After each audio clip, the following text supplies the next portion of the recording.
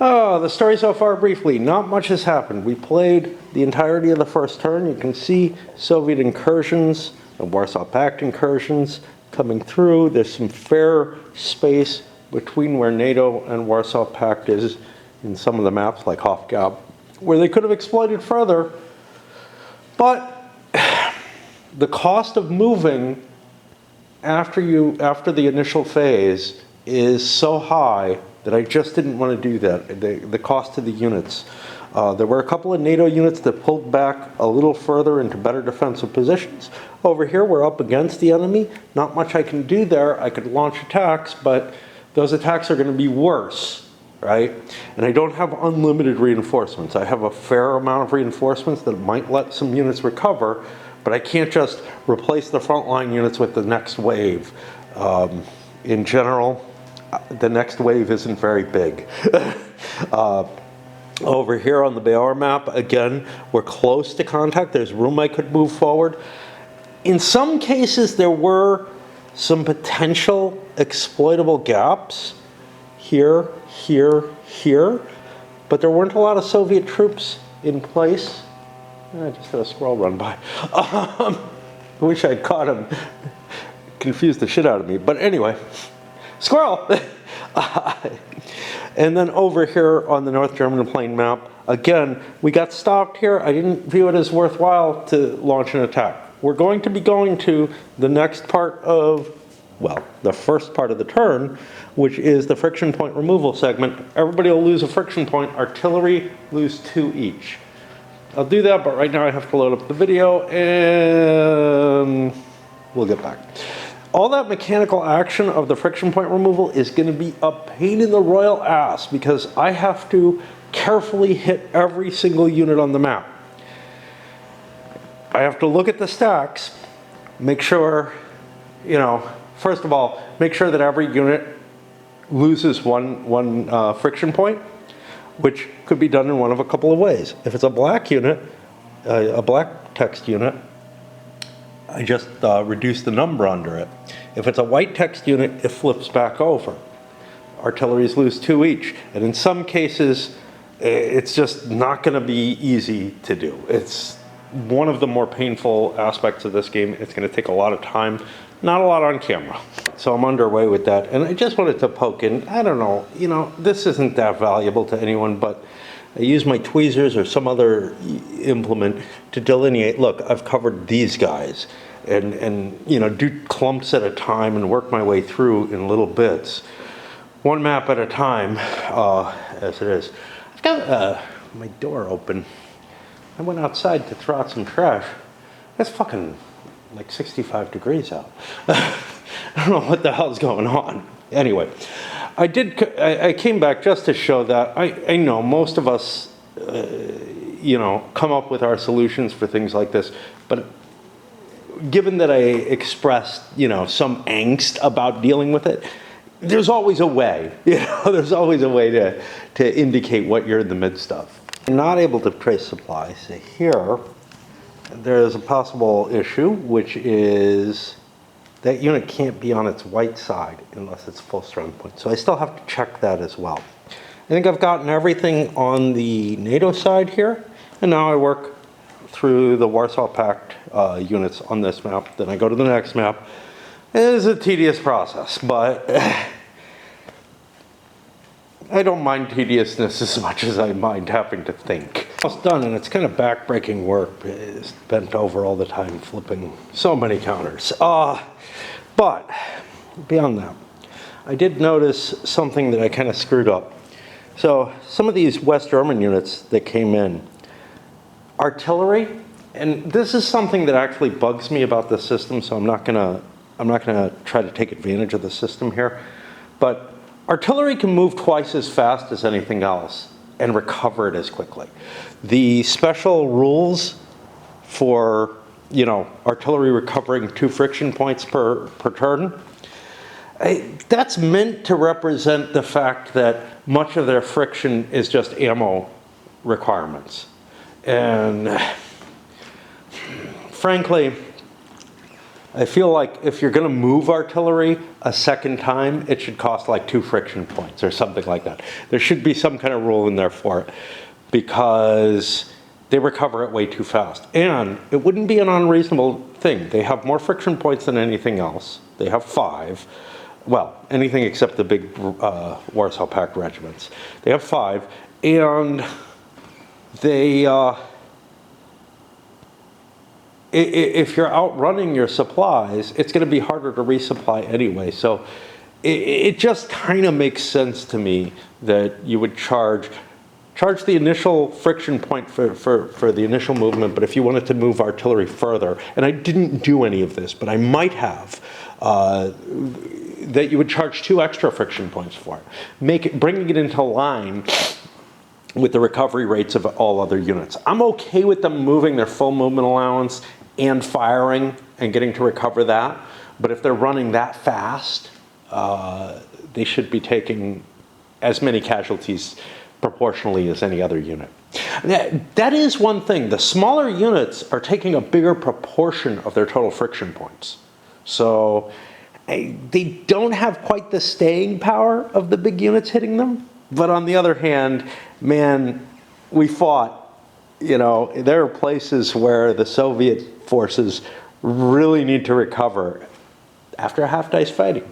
And it makes sense. That's not unreasonable. But it's a half day fighting a company. You know, this division was fighting a company.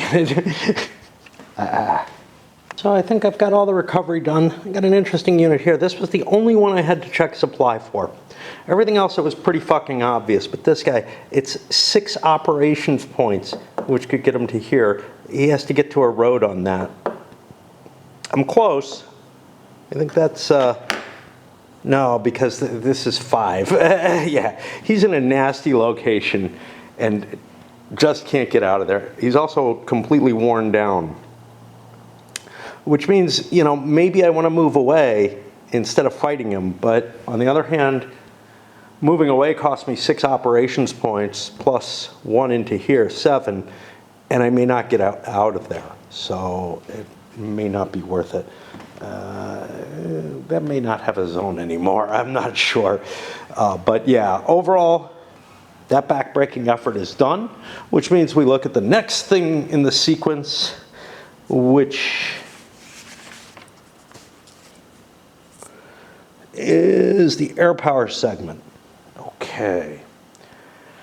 I have to look to see if there's special rules. I know there's special rules for the, Soviet air power. There's a marker for it, isn't there? Warsaw Pact last turn air superiority. So I have air superiority again, so those points are going to go up again. I'm going to get 60 points to make the map. I'm not feeling so bad about using all my air points.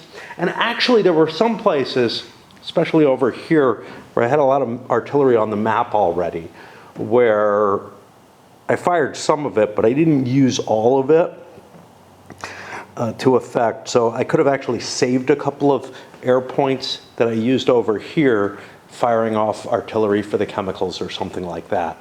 I know I did some of them that way, but I don't think I did as many as I might have.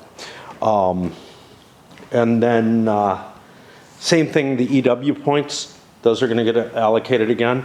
And NATO didn't use any. They didn't attack. Don't know what else I'm going to have to catch here. No nuclear attack initiative. That's going to be the Warsaw Pact. They have initiative throughout the entire scenario.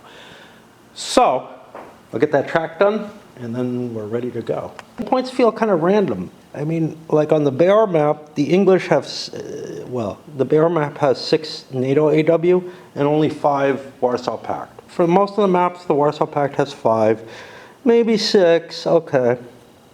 This is the air points. I took the NATO air points off the track, no reason for them to confuse things. But then the Hofgab map is just out of there, 10 for the Warsaw Pact, with 4 for NATO, which is usual. Again, Bear, weird advantage. I don't know the reasoning for this. There has to be something. And then Danao front is likewise. This makes more sense because this is sort of the edge of the NATO territory, I guess. But Warsaw Pact has the 6. It feels about their normal. But then the NATO only has 2. Now, I think that makes a lot of sense mainly because the French are involved. You know, you've got West Germany and France as the main forces on the board there. So yeah, I'm ready to go. Ready to go doesn't mean a hell of a lot because my back hurts. And I don't want to, you know, start moving a lot of pieces. I got about an hour before raid is going to claim me a little more. No, more like 40 minutes before raid claims me. I'm going to go watch a video or something during that time. But yeah, I don't know. I have mixed feelings on this. Like, I really don't know if I believe the story it's telling or not. Again, there are heroic defenses. There are significant costs to hitting and combating even a small force. But they feel a little too significant at this point, and I'm also very worried that there's like no capability to conduct a mobile war against real units. Like, I don't mean the mobile attack thing. I just mean a war that's not a set-piece battle, that you're already in place and able to use the multi-hex combat advantages. Maybe with overwhelming firepower from artillery and whatnot, you can do it. And maybe that's the answer. Unfortunately, you're unlikely to have overwhelming firepower, even at these early stages of the game. But especially on the turn of invasion, because you can't, so your units come in, combat unit, artillery, during, along any particular road. Now conceivably, you could bring one column in and move its artillery up to the front to where, you know, close enough to where it can support, and then the second column actually performs the attack. You could get away with stuff like that, and maybe that'll, you know, give you the kind of odds that you really need. But you still got to get away with the EW, you know, once NATO's artillery and if NATO ever gets air power advantage, the advance is over as far as I can tell. Yeah, I mean, you absolutely have to rely on your EW to be able to launch any attack. You need to get surprise, operational surprise, to be able to launch an attack once you no longer have the firepower advantage. So that's gonna feel. There's just a lot about this that I'm like, I just don't buy what it's trying to say. All right, so the big where to start question comes to mind again. I think I want to start along the edges, but you know, there's the whole concept of units coming in. Do I want to bring my reinforcements forward first? Do I want to see what I can push with things? I think I'm going to start again from the edges, in this case the North German plain map, because I want to kick off some of these and make the decisions on whether or not to launch attacks.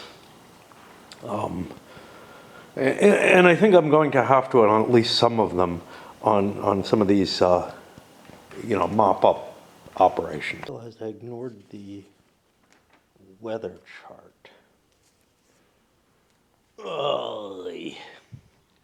Where is that hiding? Probably is here on the Bayer map, but it's also probably in here. I'm not seeing it. Fuck. Okay, it's got to be here. I got to have it on here, right? Air power table. It is not an AM turn, so there cannot be a fog result. It's automatic Warsaw Pact air superiority due to this. So it's a PM turn, no fog. That is problematic. That means I don't have column shift on those mobile attacks, but well, I moved one piece. It blew through this and got up to there. Great. Spent one air point and some rear artillery to get that attack. But that's not why I'm on. Why I'm on is because it's more complex now to try to, I have to keep track of unit designations and whatnot. For the NATO side, it's not a big deal. Nationality is the defining feature. All units of one nationality can work with all units of another. For the Soviets, they have to maintain their divisional orders, and that means a lot of complex things, but this is like all 94th Guard here, I think, I hope. See, I have to look underneath because there are non-divisional units on top, artillery, engineers, whatnot, that I want on top for various reasons. But I also, you know, I just have a mess. So then I have some weird things, like the thing that ran up here, I think is part of 16th Guard tank, which is this unit, but not this. This is the 2nd Guard artillery. Now that doesn't count as divisional, that's an Army level unit, so I can throw that in anywhere, but it's just like, it's this mess of trying to figure out what can cooperate in attacks and what can't. More modern games use more color palette on their counters. That's not really helpful to people who are colorblind, but it can sometimes be useful. But man, it's just a pain in the ass. You know, they have like a color bar going across to help identify what units are aligned with. But it is really kind of obnoxious. After having moved that piece and chatted for a while, I think it's time for me to go back to playing Raid, which is what I was doing before. I basically stole, you know, I had a 10-minute fight in Raid that I could steal. Well, that let me move a piece. Frankly, that's something that exists in any modern combat game at the operational level. And probably any decent World War II game, where there's just going to be a significant amount of pain point in terms of it's going to cost you a lot of effort to do very little. You can look, you know, and again, I don't remember OCS all that much, but I remember I had to work somewhat as hard. But as you get to more and more modern design, more and more modern conflicts being modeled, you start looking at some of the victory game stuff and everything. There are just so many decision points on every little action that you take. Flashpoint Golan was probably the worst case scenario for all that. This is a much simpler game, but it requires a lot of thinking, a lot of moving back and forth, different die rolls, stuff like that. It's one of the reasons I don't mind Korean War that much, is I think it actually handles it in a very elegant and smooth manner to get the kind of complexity that it needs to have in play. There's also a lot less pieces on it. But if you know, some people suggest things like Next War. Look, as far as I'm concerned, it either is going to be this expensive and annoying to me, or it's going to be too simplified and not represent the story properly. You know, and the too simplified might be okay, but you know what? I can play. You know, there are many light games out there, and they all leave you with that same kind of feeling, like I can't tell whether I'm playing American Civil War, World War II, or modern conflict. It all feels the same. And if you go to the earlier era, the so-called golden age of wargaming and whatnot, when, you know, Avalon Hill had been established, but SPI was kind of just starting out, they all feel the same. And it's like, yeah, okay, really? Whereas when games start going into enough detail or getting the details right, that you have to dig in a little deeper, and I find that digging in a little deeper a lot easier to cope with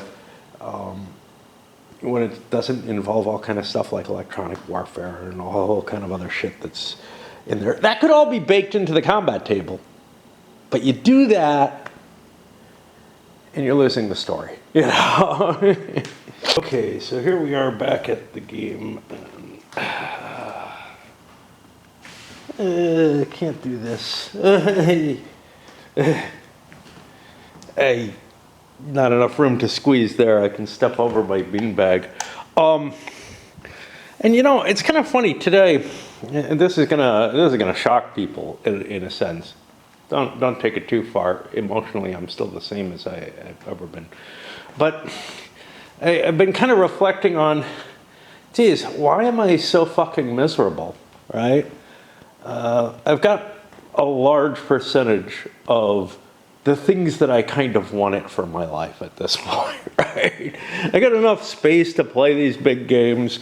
I got enough time to do it. I'm still, even though I make some things about my eyesight or my back or whatever, I'm still physically capable of it.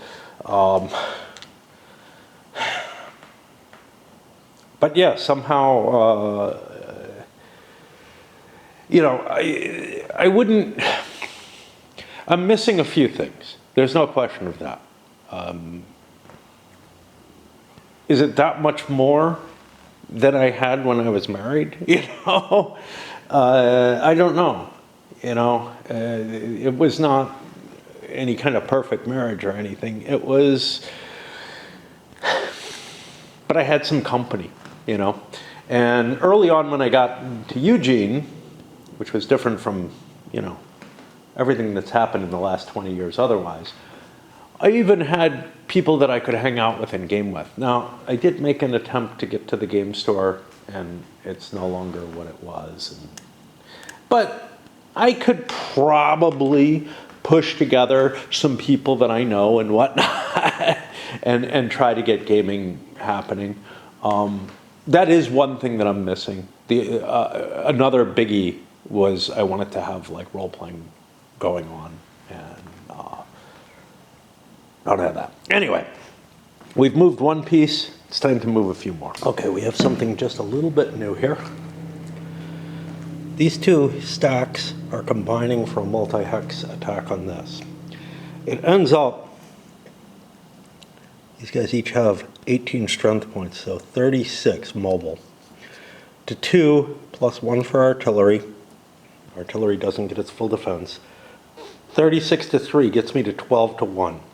I threw in some gas, and I threw in an EW. You can see I moved some other units up. I could have launched attacks, but the only one I was really considering was over here, and this is in range. I didn't want to do it. I don't want to waste an electronic warfare point on... I mean, it would be an interesting attack if it succeeded. But the main thing it would probably do is divert resources over to that side, because it can't be allowed to succeed. But if all I'm diverting is this is probably going to recover. So yeah, it's not really worth it. So anyway, 36 to 3 is 12 to 1. I got shifts on it. I succeeded with the EW, so that gets me over to here. Now, so far there's nothing too exciting. 12 to 1, 1, 2, 3 with the shifts. How big an attack did I want to make this? I think I wanted to make it a normal 3-point attack. I like those. The 6-point, there's just, you don't have much you can do after you do the attack. I got a 4, which will pull me out to here. So that's a 0-4, drops down to a 0-3. Put my pipe down so I can speak. 3 hits on these guys. These guys are, that's 1 hit on each of these. I am tracking everything individually. Okay, that's 1 hit. I said 3. I gotta pull out. I'm gonna lose the hex no matter what.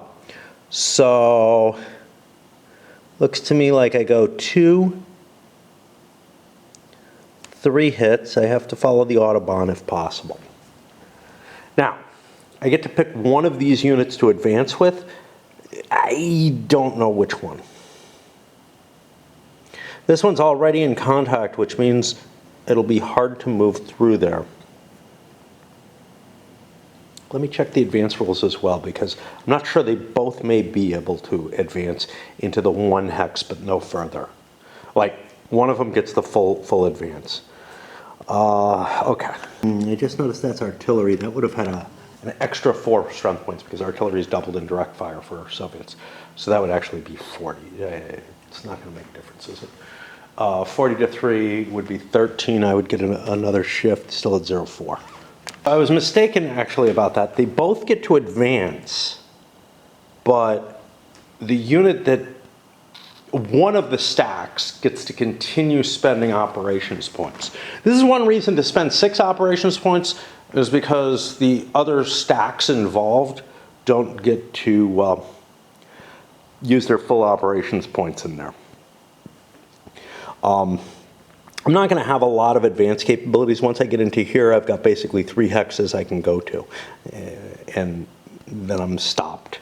Yeah, then I'm stopped no matter what. But 2 hexes is all I get to advance anyway. Now, there's something that I forgot about, which is kind of key, and I kind of want to be here because this prevents those artillery from giving any fire support, so maybe I can, you know, do something over here, I don't know. But there was something I completely forgot about, which is counter battery fire. Before I launched these attacks, I have some artillery in the region. I could have knocked out some of the artillery that the West Germans have in that area. I can't do anything about this though, which means the EW is still pretty necessary. I need to chase that away. I'm not going to be able to hit it. It's going to run away before I can hit it. It's a little close though, isn't it? So this is how I've chosen to position myself. I should have thought more carefully and done a prepared attack, because now I've got 9 more movement points available. I could try to withdraw out of here. I don't know, maybe hit those helicopters. That wouldn't be too bad a choice. Might be worth it. Might just be worth it.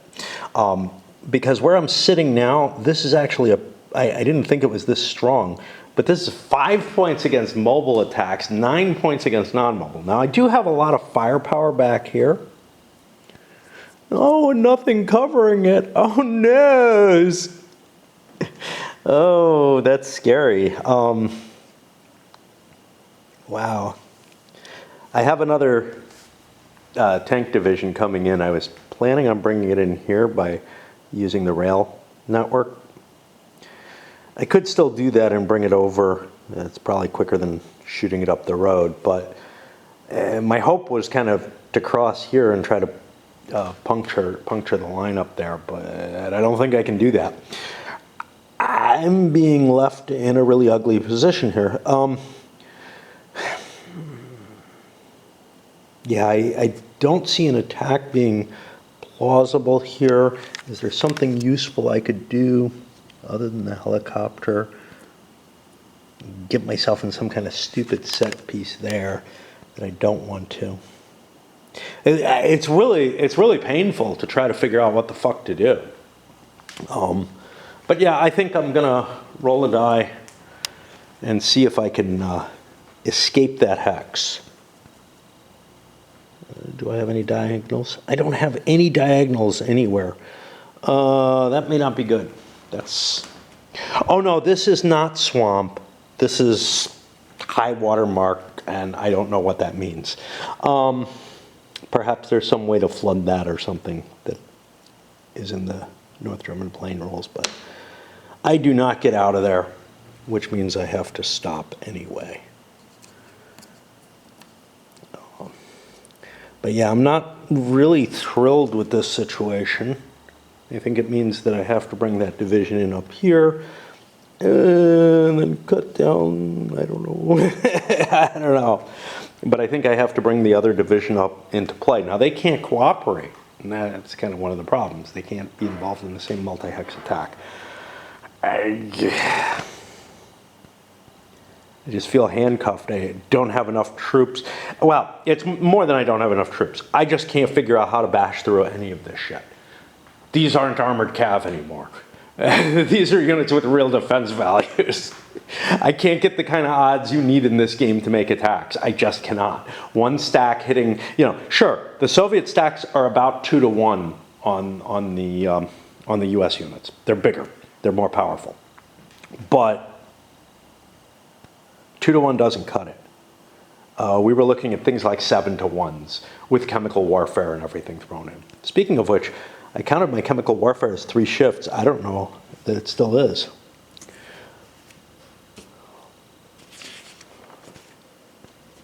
Where does it tell me that?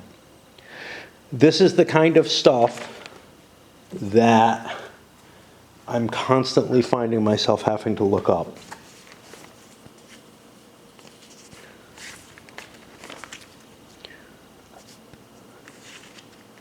Chemicals and smoke. It's by the exclusive rules, yeah. Great. Where the proper exclusive rules should work. Should be the same throughout. And we look. And we don't have to look up things all that often, but we have to look it up enough. 3 column shifts, turns 1 through 4. Okay. So I've got a long time to play with good chemical warfare results, but I just don't know how to budge the enemy line. I suck at attacking, but I can usually say, there is something I can do here. Here I'm just like, oh, fuck, man, I can't budge this shit. I just know I can't. Now, might I be able to hit this with EW and whatnot, but why? Surround another unit? I just don't fucking know. Almost completely stymied, but this armored cav unit back here managed to hit it, and therefore hit it hard enough that I could actually charge across the river, get myself into a position there.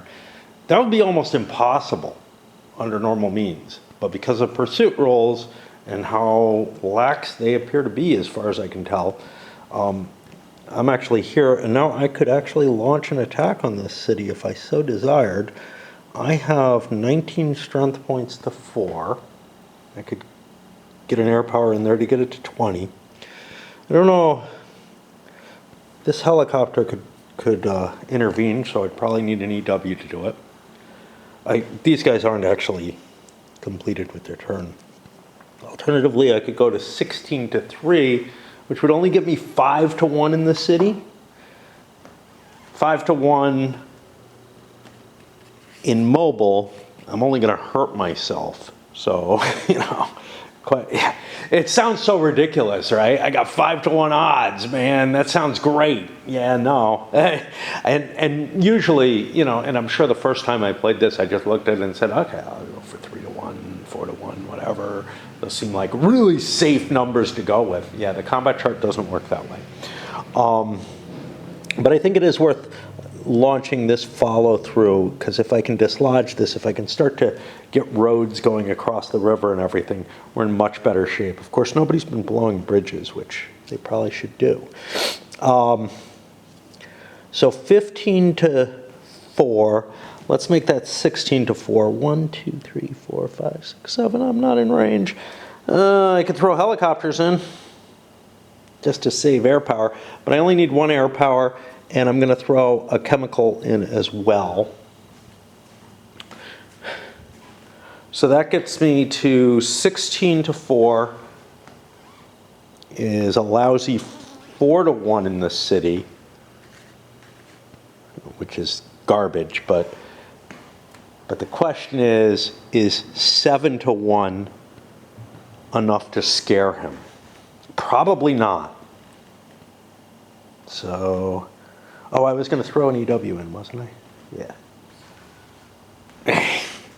This seems like a key attack. No. I got the numbers wrong. It's, this is doubled. 8, 9, 19 to 4, so it was 20 to 4. Yeah, I had it right the first time, so it's actually 5 to 1. So we're up on here. We don't have enough movement to do anything more than a hasty attack, which isn't likely to do a hell of a lot. Now this is a normal fight, it's not mobile. I was going to throw an EW in though. And it's probably not a good attack at all. I'm so stymied in terms of, this looks like the best thing I can possibly do. I don't know if it's worth shit though. It doesn't look like it. So I make a roll, 1 through 3, we succeed, we fail. So now the question is, how do the West Germans feel about this? Well, I want to hurt a unit. The only thing in range that can do anything is that helicopter. So it'll incur a friction point, and that makes it 11. We were at 20 to 4. Well, now we're at 20 to 11. Which drops down to a 1 to 1 in the city. Oh, terrible. It's okay. We did have chemicals in place though, so this does not shift below. This doesn't go below here because it's not shifts. So we're actually on this table. And it was a hasty attack. We get a 2. We get a 1-1, which isn't that bad, honestly. It's about what we were counting on if we succeeded. But that uses up the rest of our movement.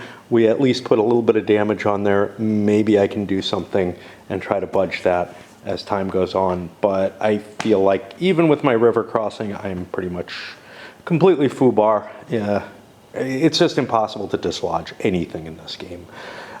Very easily. The combat feels almost like something that would be applicable to a World War I game, right? Except nobody's dug any trenches. These are units that have have flung themselves up into that position. On an emergency, let's defend things. Oh, this bugger takes a hit as well, though, which makes it all worth more.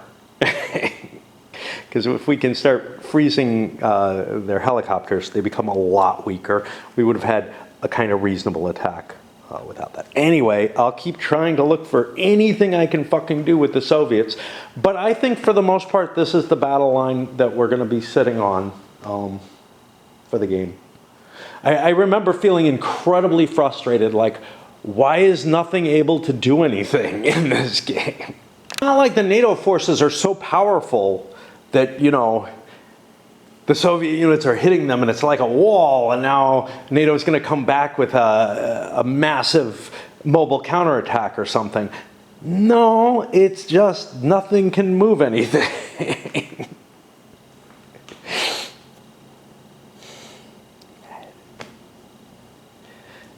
I'm going to be, I'm going to keep playing. But I have this feeling that it's not going to last all that long, that I'm going to get so fucking discouraged that as every other time that I've played this, I just clean it up with, maybe I just don't fucking understand the game. And, you know, that's happened with other games, right? And I have no idea how to conduct an attack, or the game's just fucking so broken that it just does not reflect anything like a reality. You know, if you look at things like Fleshpot Gonad, that at least, it was tedious and painful as hell to play out, but attacks worked.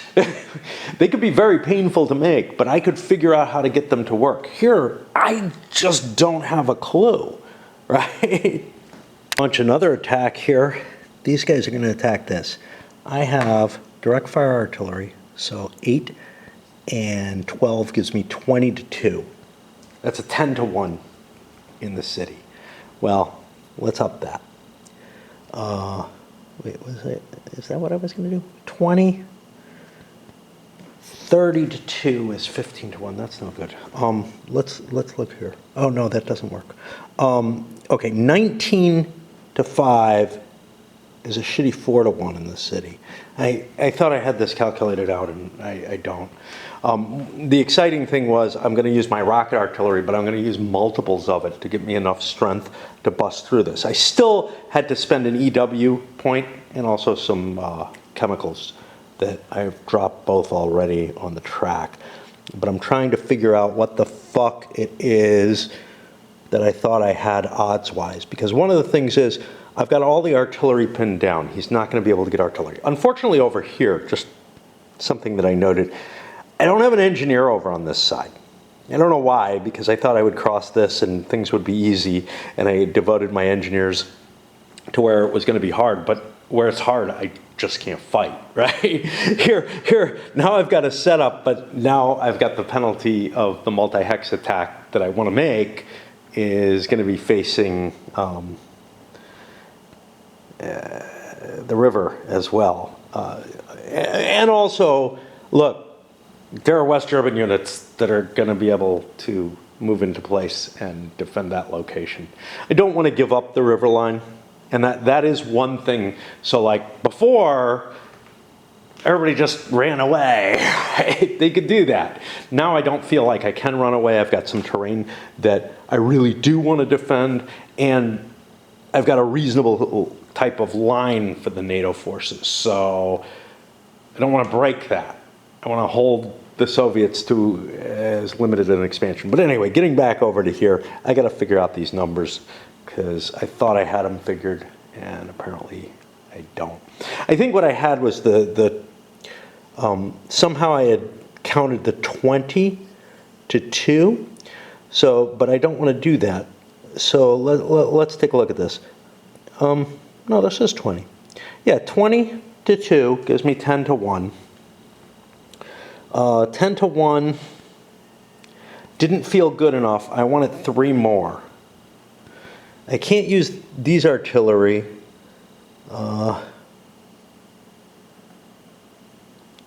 This is part of the same unit. This is not part of that unit, so I can't use it anyway. But I could have used this one. So, and yeah. 25 to 2 would be 12 to 1.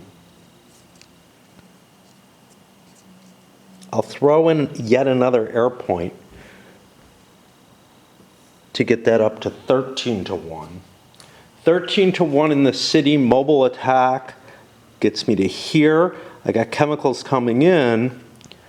How big an attack do I want to make this? We look at the chart and we think about it. You know, this 0.5 looks real sweet, and it gets down pretty low eventually. But I really like the 3-point costs for attacks, because that gives me a flexibility to do other things. But will I be able to do other things with this unit? Maybe. I'll be able to perhaps pursue this unit, or yeah, for this turn, I want to do this because I'm either going to be busting that unit out of there and able to chase it, or else hit it again in the same place. However, I have to check the EW that I rolled, otherwise that helicopter is going to be able to come in. The EW works, which means we grab this die, because I only brought 2. This chemicals us all the way up there. Oh, bad roll. Not all that terrible. We get a 0.4, that drops to a 0.3. What do I want to do? Good question. Do I want this thing surrounded? That's just a column shift, unless it's a multi-hex attack by NATO units, in which case it could be a surprise attack. Surprise, you're surrounded! Effect of all that, and of course we're fighting in some of the worst terrain here in terms of being cities. The effect of all that is they were only able to retreat 1 hex. I could have stood and taken another hit, but that would put me in the I'm almost dead, right? So that if I take any result, the unit's dead, and then a breakthrough can kind of happen. So I'm kind of hoping that this holds up more. But what it means is I got the same exact attack set up again, assuming, nope, I don't have that artillery in range. I got attack helicopters. I got any big artillery back here? I got a big gun back there that I could actually fire. Now that can only add 4 strength points. It's not able to multiply the way the rockets could, so I might end up needing more air power to do this. Things are really interesting. I'm up to 6 points spent. We push this unit back to there, it would have disintegrated anyway, and I would have been able to get into this range anyhow, although I might have had to jizzle around a little bit. But now I'm facing an engineer across the river. That engineer is incredibly weak, maybe even weaker is this, yeah, that's even nastier, this armored cav, but this gets me all the way across and next to the helicopter. If my luck holds here, I'll be able to make a pretty impressive attack. This will be a pretty impressive game. And it might be worth making multiple attempts at it. It might be worth pushing other resources that I haven't been willing to expend. Helicopters, for example, to get the strength and whatnot. Because this is really a key place. I'm getting the crossing of this major river structure here. And maybe denigrating the entire line by this attack, which is not what I expected at all. But, you know, I found a unit that I could pick on. Kind of situation, of course, as a defender, you just hate to see happen, you know. Usually when it happens to me, it's like, oh, gosh, I didn't realize I left a weak spot, you know, oops. In this case, I didn't have much choice. The units didn't have, some of the units didn't have any movement left. Others, they had to support to try to build that line up. So that weak spot was kind of necessary. And it didn't feel that weak. This looked like a pretty decent unit. 2 successful EW rolls. Do I get a third one? How weak that unit is, I don't need additional firepower. I got 20-to-1 odds base. But I do throw in an EW point, and that's my last EW on this map, and an air point to drop some chemicals. I don't think I have anything within range. I might want to blow this. No, not within range. Okay. And the big question here is, oh, I move this 3 more to a 9, which means I get 2 attacks if I want it. The big question here is, that chemical shift is really important because this guy's got 4 shifts in his favor. I don't have an engineer there. I have engineers on this side of the thing, but I can't bring them into play unless they're already stacked. And who was counting on this, you know? All right, so 1 to 3.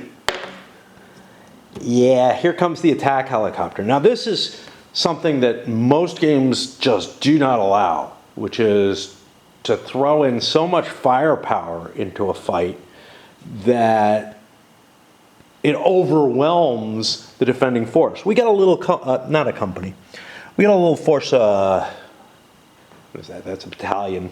I get battalion and brigade confused. My poor brain doesn't handle stuff like that. But yeah, this is a battalion of engineers, not really combat units.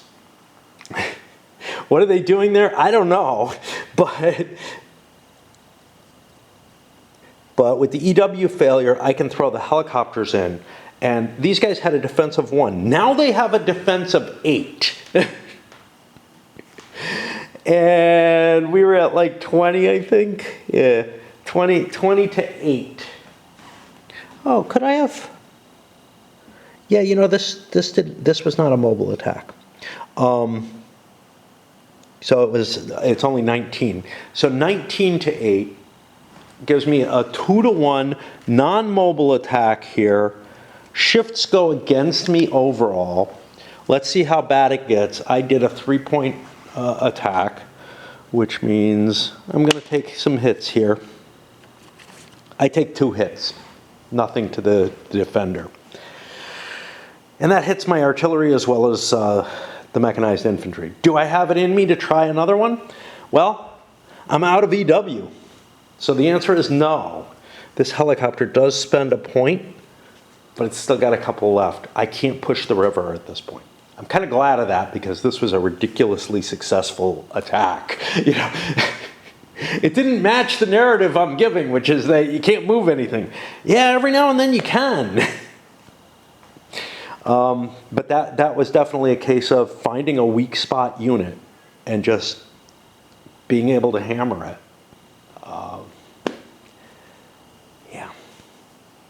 Yeah. And it wouldn't have happened if it wasn't for the EW successes. Big negatives here. One is that this unit is just trashed and it's on the front line now. Another, though, is I've given up my zone of control advantage here. Have I given it up completely? I have. They're going to be able to trace to, I don't know, it's like 4 hexes. No, it's 6. 1, 2, 3, 4, 5. It's not hexes, it's 6 ops points. Gets me to here, and this gets me to there. I don't know if that gets me to a supply source, because I don't know what the hell this is. Looks like a ferry or something. Oh, it's not a bridge. And notably, I'm not going to be able to cut supply any other way. 1, 2, 3, 4, 5, 6 to here.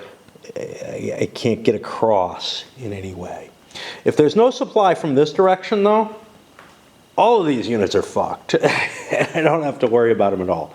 So I'd better check. Yeah, there are no supply rules. I mean, there are supply rules, but they're whatever supply rules are from the North German plane game. So I'm just going to make a command decision that, yes, these do trace to someplace in Denmark or whatever that, you know, I'm able. Actually, this isn't going to be Denmark, but someplace off map that I'm able to supply, that the Soviets aren't able to blockade the ports effectively. Would they? I don't know. Play NATO and find out, because this map doesn't go high enough. What does that leave me with? That leaves me with some more, a little bit more. This is just artillery here. I got a guard tank here, but I think this thing's resting. Do I need to bring it up? Maybe. Maybe.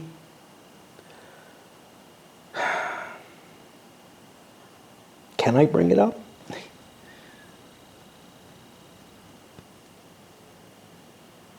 You know, if I move this into place, it gets rid of the problem of this unit having to divert over. So I think that's worthwhile. And I think then we break for a little bit. Where this was, and I don't know where it was.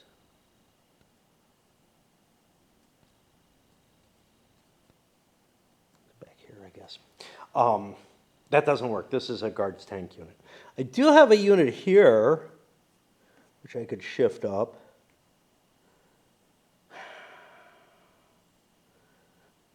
But that doesn't, you know, I want to protect all of this. I'm not all that frightened of this stuff coming across. If it does, I can probably kill it. I don't know. I think I just pause now. It is so fucking frustrating, though. I mean, look, even if I broke through here, I still would have a hard time finding anything to do with these other units. But I'm about halfway through the Soviet, or the Warsaw Pact impulse on this map. 4 more to go, 4.5 maps to go, and then I'll be done with the Soviet side of the turn. When I realized I have almost nothing left on this map, actually, it's not halfway, came to the decision, okay, at the very least I can try to do something with this first guard tank over here. I left this behind. I moved the engineer that was back here somewhere up to there. So not in the position I want it, but it's not like I'm going to be able to launch attacks across the river on this turn anyway from that general area. I have another engineer kicking around over here, which I may shift over to join something else, but I'll hold that till the end because it can't do shit from here. Yeah, I have this 94th Guards. If that gets an attack that could be engineered, and engineers help in the city too, so it's not a total waste. If I could get that to launch an attack on this, It would be useful, but there's there's two German units there. Yeah, that's for a boat. I can't hit that.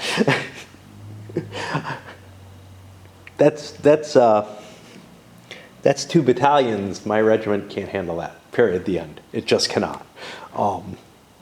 We know this. I mean, we look at the strength, right? It's got a 5 on mobile and a 9 on non-mobile. It's in a city. It's just no. But here, this first guard tank, the big question is, what the hell do I do with this? And the first thing I noticed was, oh look, there's a West German artillery there. Yeah, well, that kind of screws my day. Of course, I could get an EW, but I don't have any left. So that's a problem. I could counter battery fire, but I'm not in range. 1, 2, 3, 4, 5. The Germans were really clever. This can't fire because it's stacked with a regular unit. And these guys don't have the range to do it. And I'm pretty sure I don't have anything that can get there. 1, 2, 3. Yeah, I don't have anything that can get out to that kind of range. Which means I could maybe try to force some kind of crossing against these guys, which may be a better choice anyway. I mean, why go against the heavily defended area? Why not try to plow through a weak spot? Because artillery can't support other nationalities. And here, other than this German unit, we have Dutch and it looks like a US unit, honestly. I don't know if it is. I don't know. I don't remember there being any US troops on this map, but these are the Brits under the new counter printing, and that looks very much like a US unit. So anyway, I think I could try to punch through here, and by hitting a weak unit, I can get a breakthrough. It doesn't really matter that there are zones. Well, it does matter that there are zones. I might have to bust through the Dutch unit as well, but whatever. Between the two of them, I can maybe force a river crossing just by chasing them. One unit managed to punch a couple of these forward. Bad terrain, because I'm reading this as flat. It's that high water, right? I don't know where I found that mentioned, but that's what it is, and at least I think. And ignoring this because the artillery could support that, but beating up on, and the U.S. unit is completely beaten up, and now I've got follow-up units that can do quite a bit. I could actually move my artillery to use it in support, but then it still can't counter battery. Counter battery can't have moved at all. It can't have spent any operations points. It's allowed to fire artillery. It's allowed to fire and fire and fire, but it's not allowed to actually move, or I guess that's about it. Attack, whatever. That's problematic because there's a gap in the line. I can't move where I moved before and do anything of value. So I'll have to cross the river at the expensive point, and then I'm in this zone. So actually the follow-up unit can't do shit for me. Oh God. Little did I realize I would be stymied by by the retreating situation. I probably shouldn't have moved here, but I don't know if it makes a damn bit of difference. It really doesn't. There's nothing I could do. Yeah. I think I'm out of options because of enemy zones of control at this point. And now I just have to try to figure out what the fuck the rest of the one guard tank can do to support this advance. Because I don't know. I really don't know. And there we have the remainder of the Soviet units. A little bit of 94th Guard moved into place, but otherwise we got this 40th Guard tank positioned. Oh, this is 94th Guard. 40th Guard tank positioned here as a wedge, exactly where I wanted it to help defend my units, but also providing additional support here. I leave this blank. I'm facing too heavy a defense there. I don't want to cope with that. I'm hoping to try to force things here. I've actually got an engineer in this stack, and yippee-ki-yay, we've gotten through one of the maps. Now, are we completely through it? You know, I keep fucking up. I could have used these air mobile units to do something about that helicopter. That helicopter's been something of a bugaboo. Why didn't I take it out? Because I am of this horrible opinion that I ought to hold my my airborne stuff until late in a turn in order to figure shit out. Am I gaining anything? I don't know. I mean, look, I gained a few hexes. I really did. And in a couple of places, I'm penetrating the river. So is it a complete waste? No, but man, it doesn't look good. It doesn't look good. But just to be fair, if I can get across the river in force, there ain't much stopping me until I hit cities again. This stuff, it might look kind of messy and everything, but it's really not that big in terms of defensive factor. Once you get to this brown stuff that with the woods in it, that's almost as bad as cities. Between the city and the river line, that's the main defense. So if I can breach that, as far as I'm concerned, I've probably won the scenario. We'll see. You know, obviously there's a bunch of Dutch who are coming in who will contest that. But right now there just isn't enough force to hold a whole line across the map with significant strength. And we're kind of seeing that. I don't know. There's all the big troops are back there, right? They're not real big, but you know, they're like the stuff that's here that's stopping me. So I don't know. Will I be able to find weak spots? Maybe, maybe not. But it's going to be a hell of a lot easier once I get through the ugly terrain. All right. Now I take a break for real. Yeah. We're going to push into the Bayard map. Was expecting to do some raid or maybe take a dump, but neither one sounds all that appealing to me.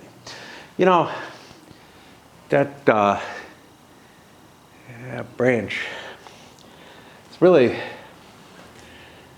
I wish the guy had never offered at all, because it's causing me so much fucking angst. You know, even though I'm home all the time for the most part, the truth of the matter is, would I have gone out and gone shopping one of these days? Maybe. I don't know. But it's just like the stress levels. It's not doing that much harm up there, I think. If I really thought it was, I would get it down with my own pole. Anyway, on we go. We have, it looks to me like one Soviet, probably armored division, but you can't tell for sure just by one unit. Well, yeah, you can. 20th tank, it is, coming in. That's it on this map. And I don't think there's any flexibility for these units. There might be for these over here. But the Bayard map is ruled by the Bayard special rules, and that's it. So, yeah. And I got to clean this up, but with this little weirdness, yeah, that's not going well. I don't know what to do. It's very easy to mess things up there. All right, let's start figuring what we can do here. On the one side, the river line here is nowhere near as threatening. Sure, there's this river. I don't have a lot of forces over there, and they may head this way. Give me some expansion onto the North German plain. Try to collapse the situation here, and therefore possibly introduce a threat on that direction into the Bayard map that I wouldn't otherwise have.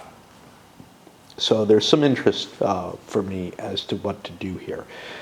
This doesn't look pleasant to cut through.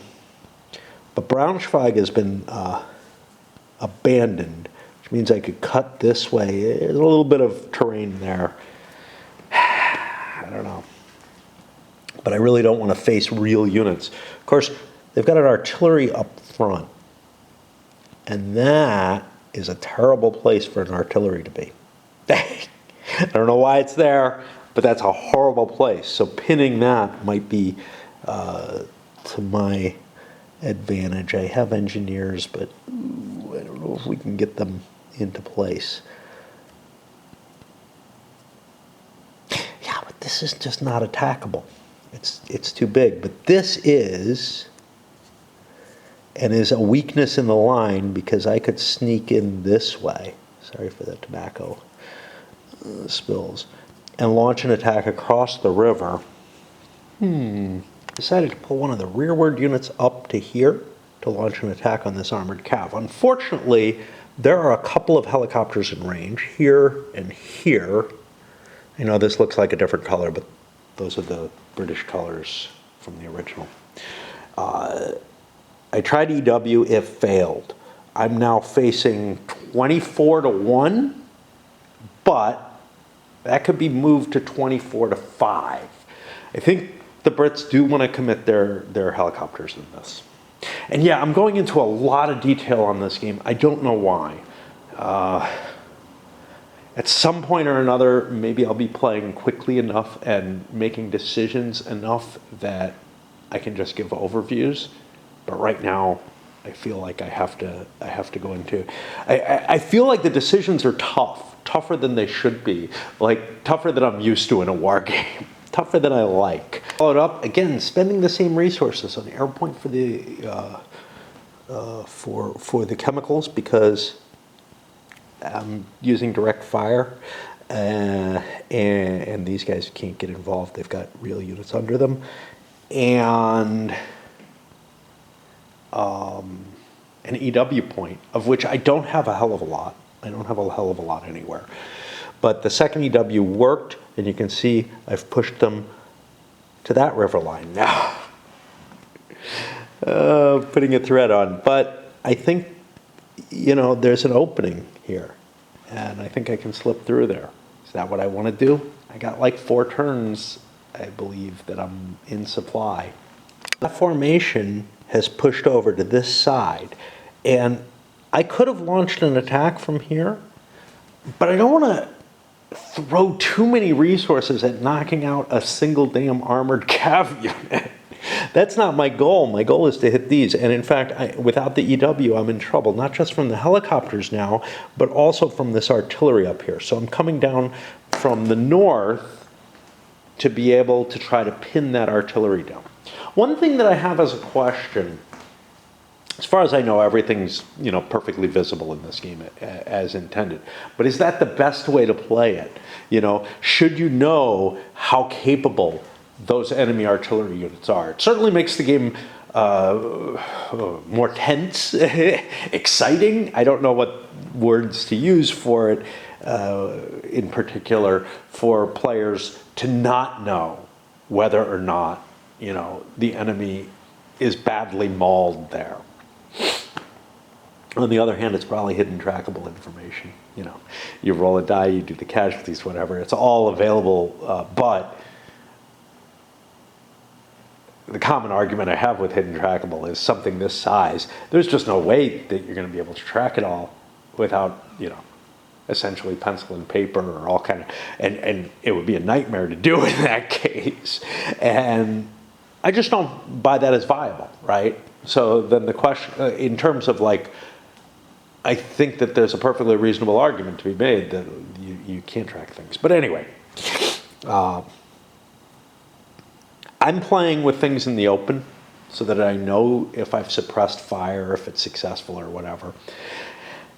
It's a hard call, you know, I'm operating outside of, I don't have a protected front line or anything like that. So putting my artillery on the loose where it can do counter battery fire, it doesn't really feel like a good option. I could always move away, conduct counter battery, move away with another unit, with the unit that's under it, conduct counter battery fire. But then I've lost my pulsing, right? The units that I've moved from under that can no longer attack after the counter battery fire.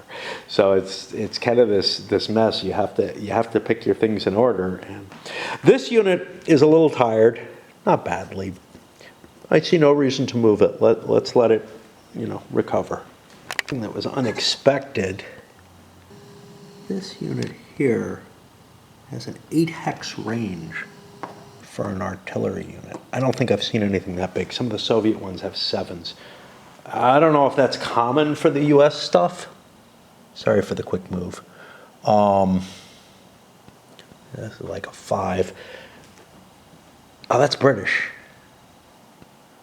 Yeah, that's British. I don't know if that's common for the British artillery to have that kind of range, but it was kind of a shocker. Hey, that can reach me. Damn. The reason why that's important is I'm going to try to force this with an engineer. Like I said, there's a weakness there. If this unit wasn't there, I wouldn't be able to cross. Now I have a chance to because it exists. Feels weird to me. Definitely always felt weird. That's something that, like, the operational, going back to, the classics, has been there and has been problematic. Sometimes it's weaker to have units on the front line than not to, because they provide a weakness. Hey, here they did. So I am going to need, so first thing I look, how weak is it? It's not that damaged. It can take 2 more hits before it dies. I could attack with either 11 or 12 to 1. I'm going to go with the 11 to 1. But I'm going to need EW to have a chance of forcing my way across. But this is definitely a useful place for it because I can move this whole division across the river. I say. I probably can't. From here, I could get into there, which I could do anyway. This is going to be a blocking piece. So I don't really know, but this thing, it's not that big. Well, we'll use a follow-up unit for that with zone of control, with surrounding to do it. So we're going to try to get across there. Again, though, without the EW, there are going to be things in play. There's the British artillery here. I'm sure the helicopters can come in. I need to think. This is just a river. The river's only going to be a 1-column shift with the engineer there. If I'm going at 12 to 1 in the plane, I'm already at the top of the thing. Yeah, I can take a column shift, but so what? But at 11 to 1 at the plane. Yeah, maybe throw an air point in. Doesn't make sense to throw an air point in when I throw chemicals in. That gets me 3 column shifts. Even if things go tits up, I can get a couple more shifts off of it. The EW didn't work, which means I throw these 4 extra artillery points in, and now it is, I was using it for a normal combat, which is great if you get good odds, not so good if you don't, because now I'm looking at 11 to 5, which is a base of 2 to 1. This was flat terrain. I get 2 shifts in my favor. This is where I'm going to be. I would have spent 3. That puts me to 9. And we see what we do. I'm just defaulting at those 3-point attacks unless something else happens. So I do cause a point of damage. This doesn't do anything to the artillery, of course. I do cause 1 point of damage, and this counter doesn't flip the same way as the others, as I've mentioned. And now I have enough to launch another attack, right? So it might have been better to throw some helicopters in and try to make that thing hurt, but you only have so many resources, and I like to hold my helicopters as safe as possible, as long as possible, and only use them because they're such a fragile and valuable resource. You really don't want to expend them too quickly. This time the attack worked. cost for not throwing those helicopters in and making them pay, and I've gotten the crossing. Now, I could have pursued further, but I don't really want to. I don't really want to. I can actually, pursue into here and then back or something like that, just to claim that city in case there's any value to that. But I think I want to be here so that I can try to puncture that. Now, I have to pay attention to West German units. There's artillery here, which I may need to pin.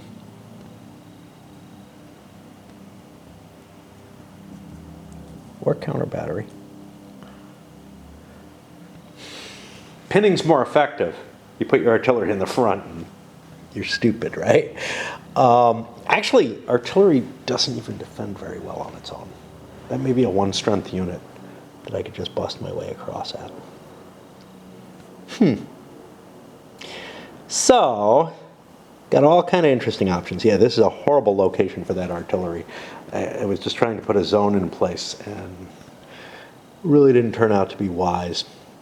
But what I'm looking for is whether there's any German helicopters on this map or anywhere nearby. There's this guy. I bet you he's in range. So somebody was suggesting, hey, look, you can use, hex counters and stuff on Vassal. If I'm smart, I'll measure out a string that's 30 hexes long for that massive measurement. I'm just not that close. I'm not really willing to do it, I guess. I don't know. String is a rarity in my house. I know I have one somewhere, but what's not are receipts. And I measured this guy out and cut him. He's 30 hexes long. I can do it, a quick eyeball. If it's real close, maybe I'll count, but, it's pretty damn precise, honestly. And I can see very easily that I can get my helicopter into play against these guys.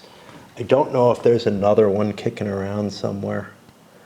I don't see one on the Beor map. What is this guy doing? Must have gotten flipped the wrong way. And I don't see one over here either. So, yeah. That's not going to be very easily defendable. But from here it is, of course, again, very limited resource. I have one big attack helicopter there and one here. That's it for the West Germans. That's got to cover everything for the rest of the game, really. And if you start getting shot up, it's bad. Exceptions upon exceptions. Artillery normally has a defensive strength of 1 if it's alone in a hex or out of ammo, full friction points. Okay, as opposed to what it's got listed on it. But it has a defense strength of 2 if it's a self-propelled artillery, which this is, which actually, that's a significant difference. Well, out of EW, trying another attack, and of course it's supported, and it does not go well for the Soviets. I got the possibility for a march attack now, if I so desire. The nice thing about it is it starts wearing down their artillery resources. The bad part about it is it starts wearing down this unit. The Germans, I was mistakenly throwing artillery in. I shouldn't have been. The Germans are throwing their helicopter in. They defended it a little bit, but then decided to stop defending, stop throwing helicopter support in because my helicopter, it didn't take any hits, but it doesn't recover quickly. And that's got to cover this too, although these are Brits up here at least. But it does mean that I took an actual hit here, but it was just an exchange, this sort of attritional fighting of all the resources, the helicopters, the EW, the air power, the units that are actually grinding it out. It's all got to come into some sort of, grand optimization problem here, which should really appeal to the Eurogamers out there. Yeah, I can see the thinking. There's a conversation on BGG where it's not the only person I've run into who's like this, who moved from heavy Euros to war games, and not through the sort of, not through the lighter war games, you know, the, I don't remember what it is, Command and Colors type things, and whatever the others are of that ilk. Those didn't interest him at all. What interested him was the higher complexity of the problem. To me, that's just such an alien thought. Like, to me, it's like, yeah, that higher complexity, I don't really like it. It's necessary to get the storyline right. I just find it really, really weird. But anyway, here you've got this really complex manifold to optimize over, and you know, I don't know which way it's going, right? You know, this river line is really important. However, this tank division is kind of valuable too. I got another tank division that I can pump up in there and try to put more pressure onto this salient and just try to overwhelm the support units that they have to defend this whole setup. And that's of some value. All right, we are going to pause here. I've still got like two divisions left, I think. This 207th, 47th Guard tank. The line is here. And then I've got the reinforcement division and I think some non-divisional components that I can add in, including an engineer, which would be really fucking useful, but all right, started pushing on a little bit more on the Bayeux map, and this unit pushed this West German back here. I was able to advance past this guy, because this guy's routing. And now I've got some choices, primarily whether I want to attack in the city. It'd be great to get rid of that. But using my handy dandy little measuring stick, we can actually see pretty lightly, you know, this curve and everything. Don't worry about that. That I'm within range of this attack helicopter. Do I want to do it? I checked this guy and I'm not within range of him. I don't think there's another German one out there. So, but it's a big question as to whether or not, you know, whether or not I want to keep pounding on the armored cav and try to break open deeper, or hit this. I think I want to go for the city. The mobile attack on that is like 8-1 though, which isn't great on the city chart. It gets me about here, which doesn't do shit. Even with a chemical shift, I'm not getting enough. Of course, if I chase this guy, and I've taken some hits on these Soviets. If I chase the armored cav, I'm in danger. I have to advance into this hex. I can pull back here and then to there, and then be still in a position to surround this and start putting some more pressure on that spot. I'm also looking at the guard tank here, shifting its axis. It's been moving this way. I'm thinking bust through here. It looks like there's a lot less in my way, both in terms of terrain and in terms of actual units. We got like a real unit here. Of course, beating up on, you know, what are these? The Belgian with no support or whatever sitting out there in the front. Man, that's appealing, you know, and being able to just blow through and get the advance here instead. I've got to make a decision as to which way this wants to go. Does it want to go this way or does it want to go that way? Unfortunately, these guys are already moving. I can't pause their movement at 6 ops points and do something like a paradrop into here to handle this, you know, and I didn't know exactly what the board situation was going to be. I could have predicted, but I didn't know what the board situation was going to be here, and that I was going to be facing, again, that annoying helicopter. I really should be using my paradrops to try to neutralize these really annoying long-range helicopter units. I've got to get that in my head, because that's going to make a big difference, right? Especially with those big 7s.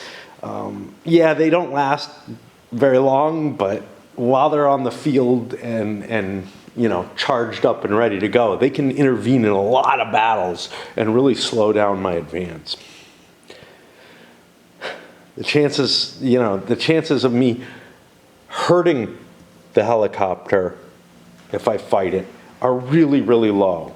And I've got to devote a lot to smack into this. So I think I've got to go after the armored cav at this point. I mentioned this before, but you know, using the paratroopers, they feel like such a little ancillary device. You know, they don't have a lot of power, but like in terms of, wow, I can throw a whole, okay, the divisions may be a little bit more, but I can throw a whole fighting force into place and really disrupt, you know, the back end and open things up. This was kind of the hope, that I open things up with something like this.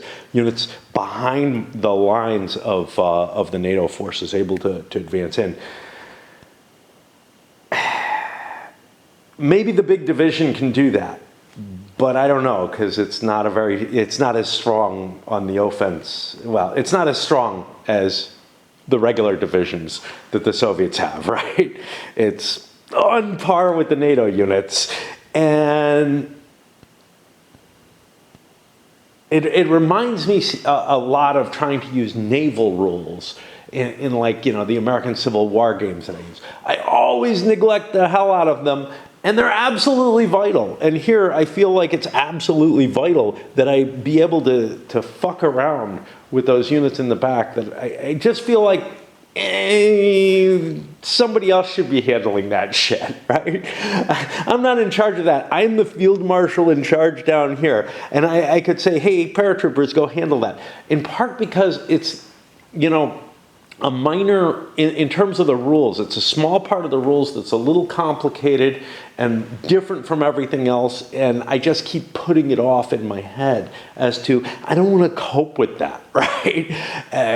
Absolutely the wrong incentive, right, in terms of, you know, how you're going to play games. And in a lot of games, things like paratroopers, naval, little naval operations that don't look like they're going to change the whole front. Sometimes those can be really, really important to changing the flow of the situation. And here, I mean, I can see it's important. I just keep avoiding doing it. Squirrel. But anyway, just as I was trying to set up the talk, he runs across, stopped there for a little bit. It takes my camera a while. Okay, by committing the entire 207th, and really, this guy's pretty wrecked. This guy's taking a hit. This guy's okay. We've busted through that entire area, and now we got an open field. Now, there's nasty terrain. NATO is going to be able to throw together a defensive line there, but again, it means falling back, I think. You know, it may mean giving up this river line, which looks iffy anyway, although this poor unit is just fucked.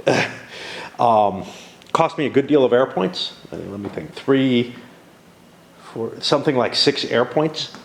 And this division, the air points all used to deliver chemicals. But on the bright side, I also knocked this guy down to almost nothing. If I'd gotten a better result, he'd have been dead, which would have been a really cool result, but, you know, he's basically out of play for a couple of turns, which is all I need. And now we think about him.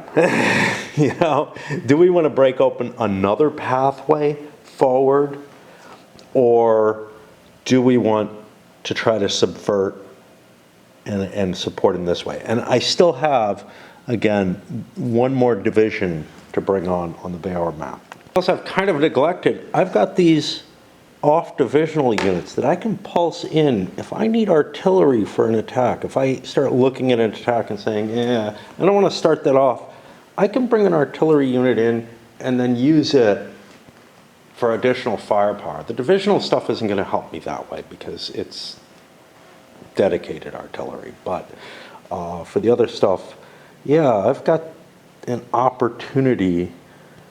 I'm still not sure, because then there's the question, what do I do with this other division? You know, I gotta look up where it comes in, because if it pays more movement points to come in over here because of the road crowding and whatnot, I probably don't want to. I probably want to bring it in over here.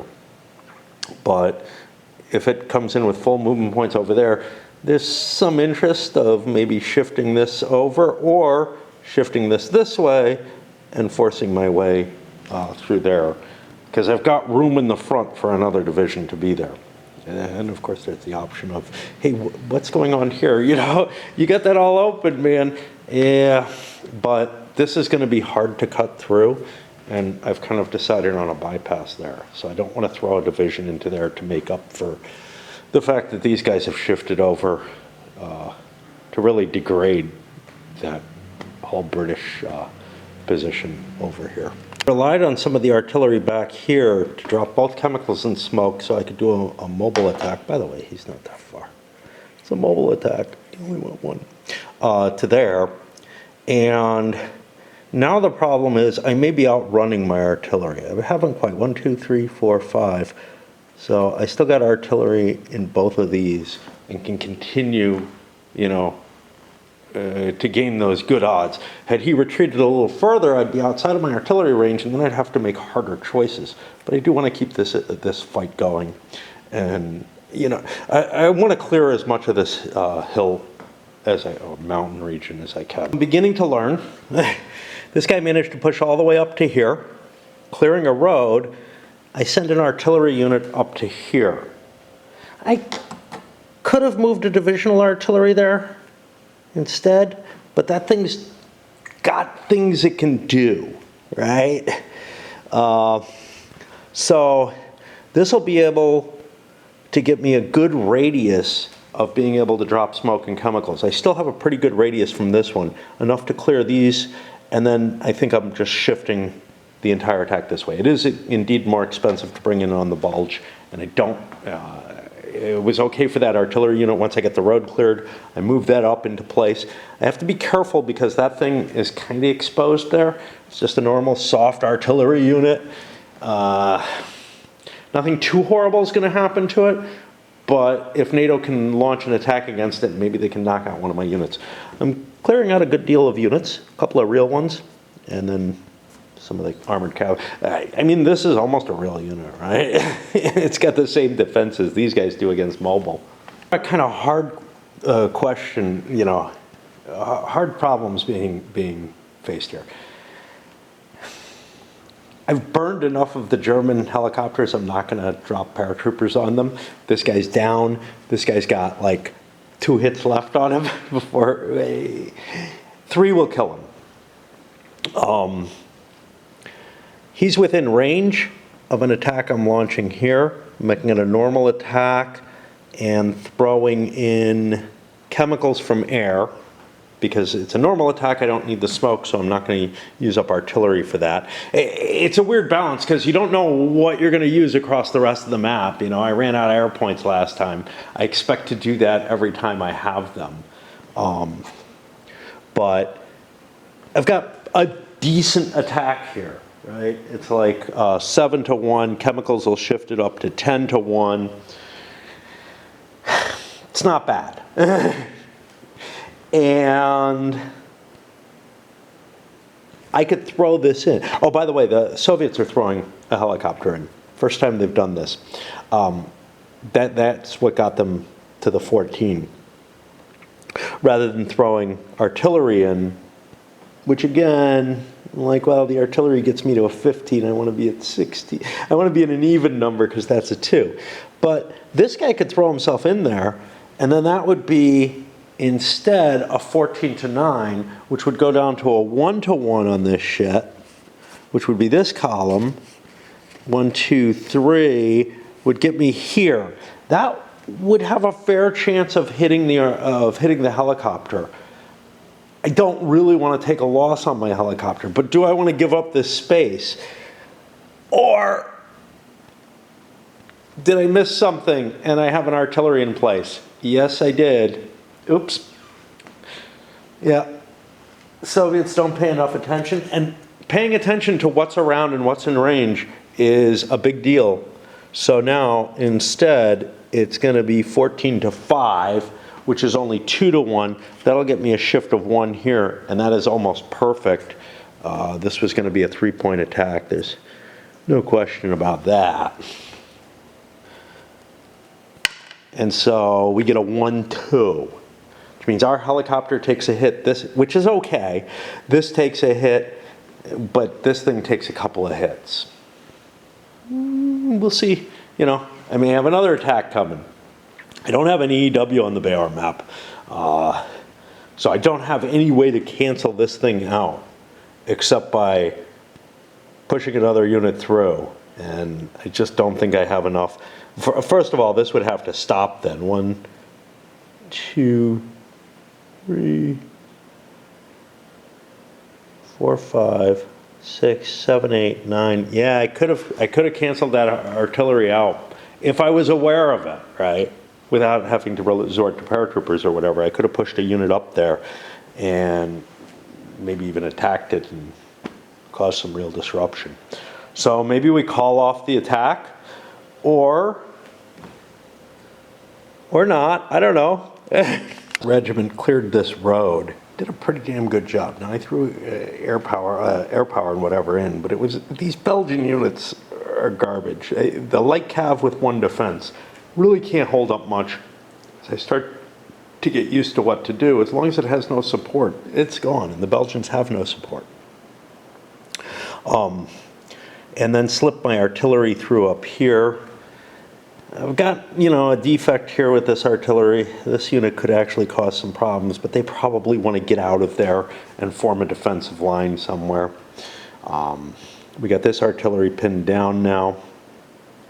And now the big question is, where do I bring the remaining division and the non-divisional elements into play?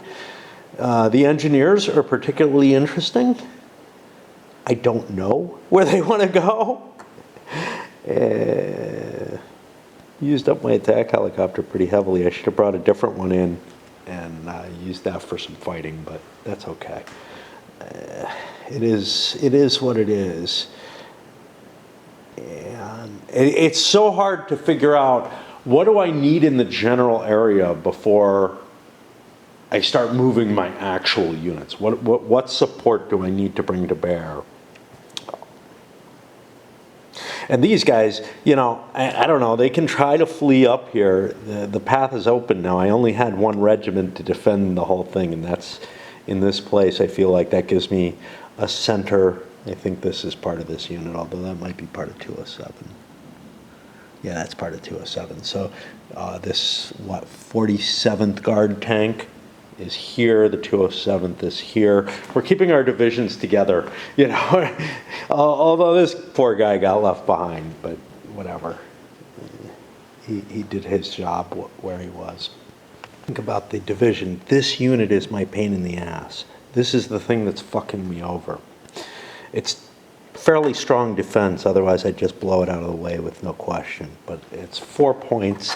Attack helicopters pretty much worn out, aren't they? That might play. I don't know if it can reach there. I'll have to check that. That's not going to be an easy call. Like, I can't just... I haven't pre-measured, so I can't tell you. That's really what it comes down to. But if I can devote to clearing that out of the way, I've got a breakthrough here that I'd really like. Otherwise, what do? Do I put pressure maybe on this stupid artillery piece? That might be the best move. I can actually move an engineer up first and get its benefit in combat, even though it's not part of the combat. And I think that's the advance of that tank unit. We pushed up into this salient. Basically, that artillery in that key location was not the right place. Whereas this defense, maybe I could have, pulled back a little bit more. This defense ends up getting bypassed. It becomes kind of irrelevant. It's in supply, but that could be called into question, or it could just be left back there. Now, it could cause some havoc down here. I've got artillery and helicopters and whatnot. How likely is that? Not very. I would have to use EW, I would have to use all the force, and I'd be looking at, something like a 4-to-1 attack in the city. That's not pleasant, right? I certainly don't want to hit this. So this is just a 1 strength point because it's an artillery being attacked alone, and it's not self-propelled. But 4-to-1 in the city, that's not good for the attacker. So I probably want to get the hell out of there. Just like if I can extricate myself from here, this is going to be tough, but I think I can. I've got to give up this line. I've got to give it up. And these guys are just lost. And yeah, it is possible to gain ground in this game. There's just no question of that. And then it becomes, is the friction point, are the vagaries of the friction point system so disturbing where it doesn't work around the edges that the game is no longer a good enough model overall? And I don't know. Cowley, Jason Cowley is his name, or Cawley, I don't know how to pronounce it, but he analyzes things in so much more detail and so much better than I do, whereas I go with a kind of a feel to the whole thing. And I've got mixed feelings. About it. The chart having to get such huge odds and whatnot feels absolutely... here's what I don't buy. That in a half day's fighting, it would be really hard to dislodge this. Is that impossible? I don't know, man. A division going up against a couple of, I think these are battalions. I don't know what the hell this is. This is like a battalion minus, and this is a battalion. Against a couple of battalions of armor, some of it armored cav, but whatever. In a city, it should not be a trivial thing to knock out of the way. So I'm not really disturbed by the fact that I can't take this out, or that it's hard to take out these regular units. It's really the armored cav where I had difficulty with it. And I feel like if you do things right, you can kind of blow them out of the water. You just have to throw a lot of resources in. You can't count on, the regiment on its own just pounding its way through. You need to throw that artillery, the air support and everything, and you need to prevent the enemy from doing so. And that's the biggest thing. The biggest thing is the amount of defensive... The biggest question I have is how much defensive support firepower should be. It feels like it's too much. That you have to neutralize any defensive support, either by, swinging around, pitting the artillery. If there's air support, God. Like, your advance is not going to work without air support. And I kind of buy that. Except with EW. EW allows you to get a surprise in. You get an attack where the opponent doesn't get any support at all. You might be able to gain a little bit of ground there. I really think that all works pretty well.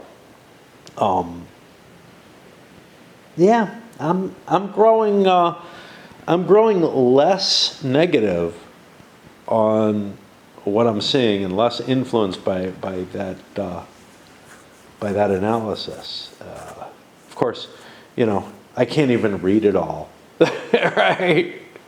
Like, again, I'm someone who looks at things and tries to get a feel for them, and at first I kind of bought into that it was not accurately represented. But I'm beginning to grow a little less down on this system. Maybe just because my Soviets are advancing, like I think they should, you know. It's the outcome. Maybe there's a design for effect in here that I'm not seeing. It's like, oh yeah, that makes sense. But honestly, I've been finding that as I learn the system, I'm able to chase around and you know, do what I want with those light units. You get me up to a 2 defense, or you get any kind of defensive firepower support, and it just feels overwhelming though. So I think I'm going to follow my pattern from last time, move from the Bayeux map over to the Donau Front map, and squeeze in onto the 5th Corps map. Just because I feel like this is, I don't know, it's the first game in the series, but also because it's set back so far, sort of the centerpiece of all the action. And what I want to get the flanks of that done first. I don't know if that makes any sense. Jesus, I need so much light. It's like 2 in the afternoon, and I mean, it's a rainy day, right? And I can't see, you know, I need lights on to see what's going on and whatnot. Oh, we're gonna have to move this thing. We put a foot underneath and we just slide it. All right, and now we'll start to think about what the hell happens here. And I believe we have another Czech division coming in as well. Something I didn't notice, we have 3 railheads here, 2552, 3248, and 4143 that we could use instead. Let's see if I can remember those. 25, what? Down here. Down here. There's no road. That's why it's important. You would think you could march along roads. I guess not. Not, you know, it's or march along railways as if they're roads. You know, that was, first of all, it's not as easy. It just is not as easy. If you've ever tried walking along railroad tracks, it's not like walking on a sidewalk or a road. But also, it would be particularly more difficult for, you know, wheeled vehicles at least. 3248 and 4143. 3248 is going to be here. Well, that's an appealing place to come in. Oops. So that's probably where it's going to come in. Yeah.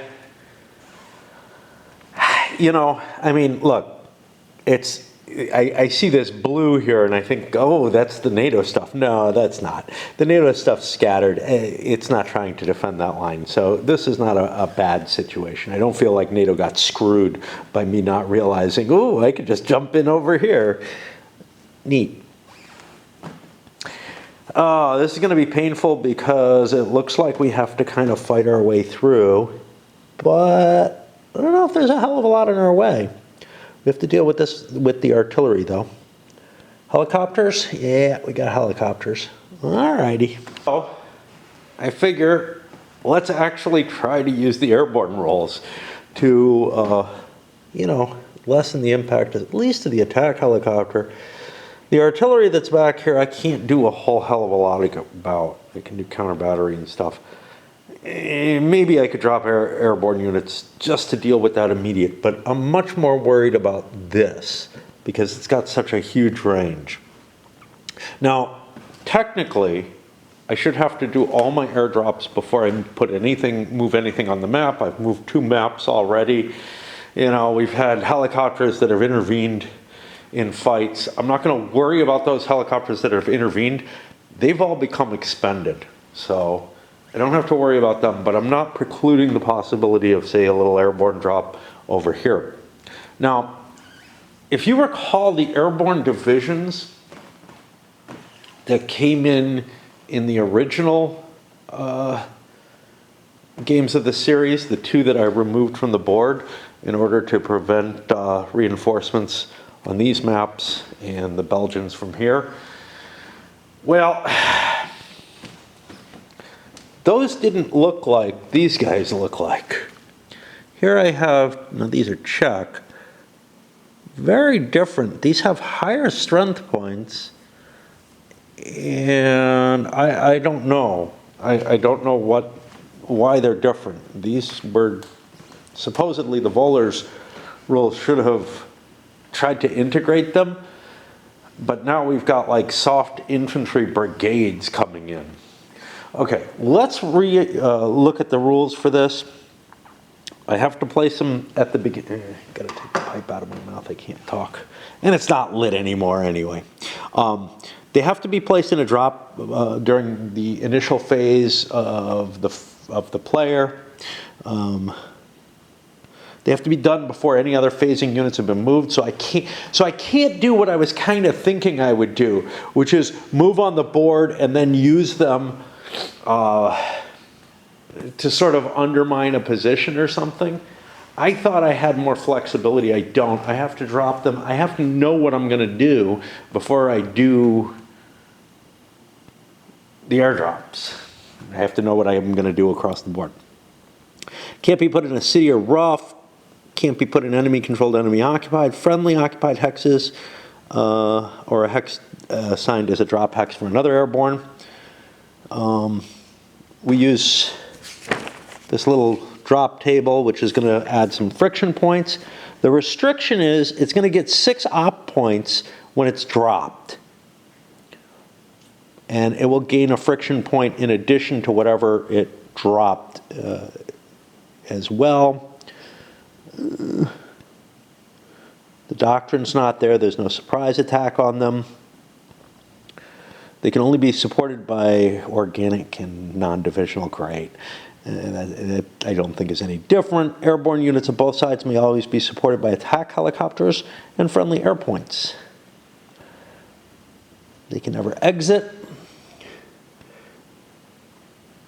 And then we have to worry about trying to create airheads.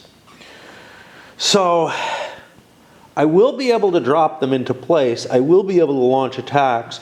And I think I'm going to be able to do a lot of hurt to that helicopter.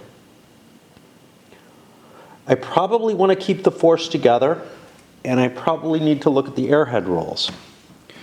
Occupied by a airfield occupied by a friendly unit becomes a friendly airhead. Trace supply into an operative friendly airhead. Is there any other way to get an airhead? Any airfield hex that was occupied. Yeah, no, it's the only thing. There are a lot of markers for them. And then the other thing is I can start putting motorized rifle into the airhead as reinforcements. I forgot all about that. Okay. I got a problem. This map has very, very few airfields. We've got a few up there near München. Another one up there. One over here. That's going to create an issue. I really need, now I've got supply for the first 4 turns or whatever. I really need to hit this. But I don't know that I'm going to be able to break through. I think I'm going to do a very limited airdrop. I just don't see much value. So, look, I can grab this. My range for air supply is not very pleasant.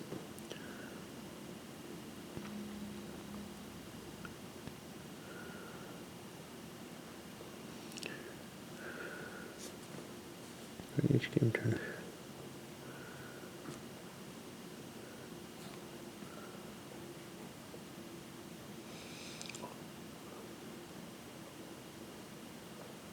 No, actually it looks like it's the same as anything. So I could like do a landing here and also maybe grab something that is going to be hard for the Germans to retake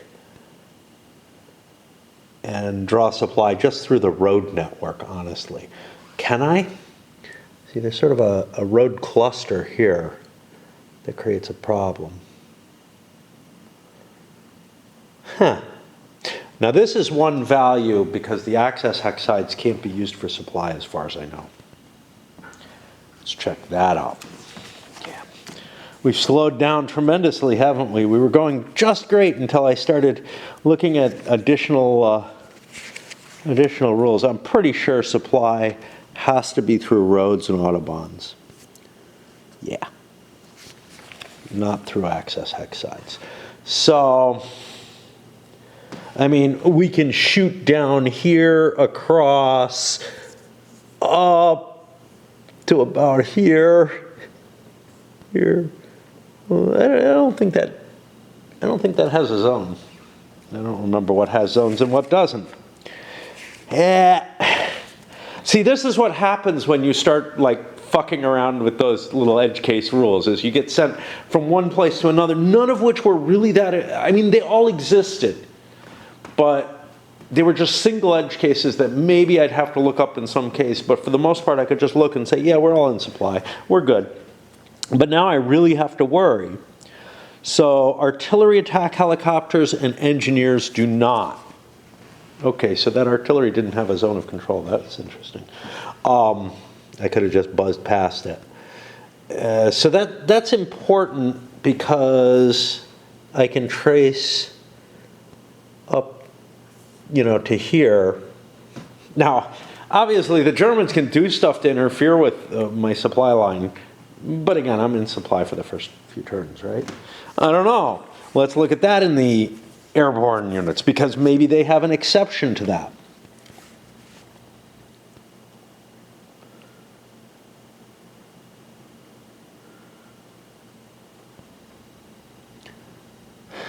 I don't think so, but that's like special rules for the scenarios, which means we have to go look for that. I hate this shit.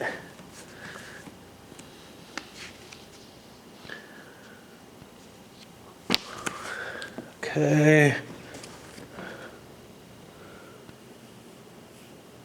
Except artillery, yeah. So the air units are in supply for those first 4 game turns. Why? I don't know.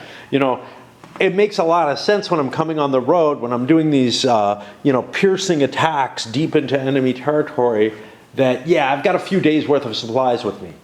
Does it make sense that the airborne troops are that well supplied? I don't know. Maybe they're getting continuous supply dropped for them, whatever. It does feel a little wonky to me. All right. Is there anything in range that threatens this? 1, 2, 3, 4, 5. No. Doesn't look like it. Are there any other helicopters? There's a helicopter here. Okay, so now I've got stacked helicopters. I got one here and one here. They're mutually supporting. Now I got problems, right? Because if I attack this helicopter, this one can support it. Of course, I don't have to actually attack it. I just have to throw it into a zone. Then I can attack the other one. Then I can go back and attack this one with another unit. What a nightmare. And you know what I don't know is I don't know if the defensive strength is, and this is a pain to find, so like defensive strength somewhere for artillery is specified as being particularly weak. That's stuck in my head because that's important, right? When I'm fighting, I've got artillery kind of on the line. Hey, we got to look that up. Where did I find that? I don't remember anymore. And now I've got to look for where that may be. And I don't know where it is. It's in the artillery rules, I bet you.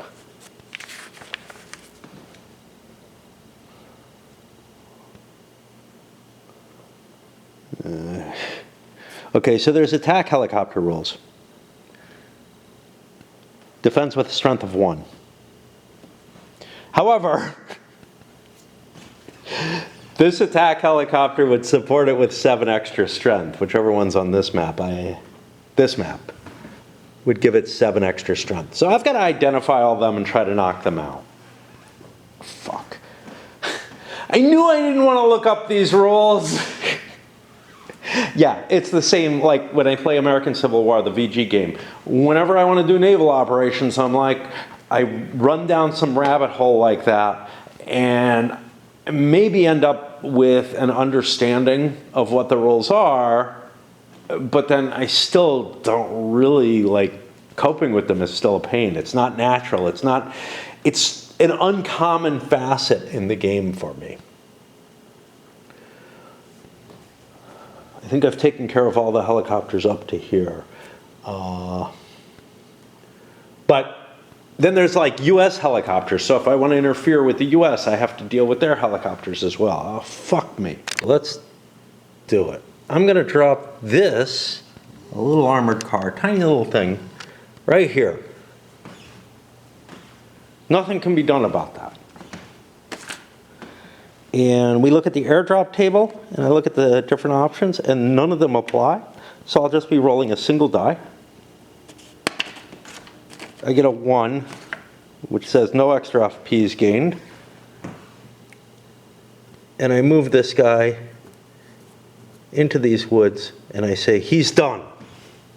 Now I still got a whole bunch of others. Probably gonna drop an artillery next to be able to get me chemicals, but I need to deal with this map.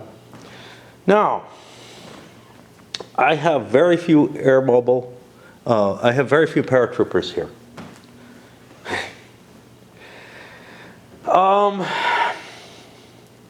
I want to temporarily freeze this artillery unit. What if I drop here or here? 1, 2, 3, 4, 5. That works. So I'm going to drop an East German. Oh, that's next to a river. Don't want to do that. That's a penalty. Onto that hex. We roll the airdrop. I get a friction point. No big deal. I mean, these guys are just completely expendable.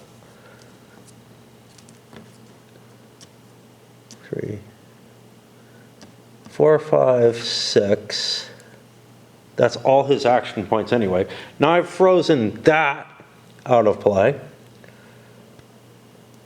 Let's check other possible helicopters anywhere on the map, because they're what will fuck my life.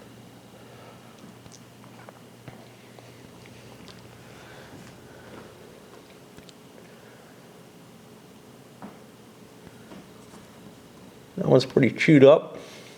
Might want to drop on it. Not sure. I'm holding this until such a time. There's another one up there, but I think we're okay. Now, you have to realize we used up, we had some air power, some air mobile units here, or paratrooper units. I don't know what the hell those are. They're like armored cars, armored car paratroopers, and I don't know what the fuck they are.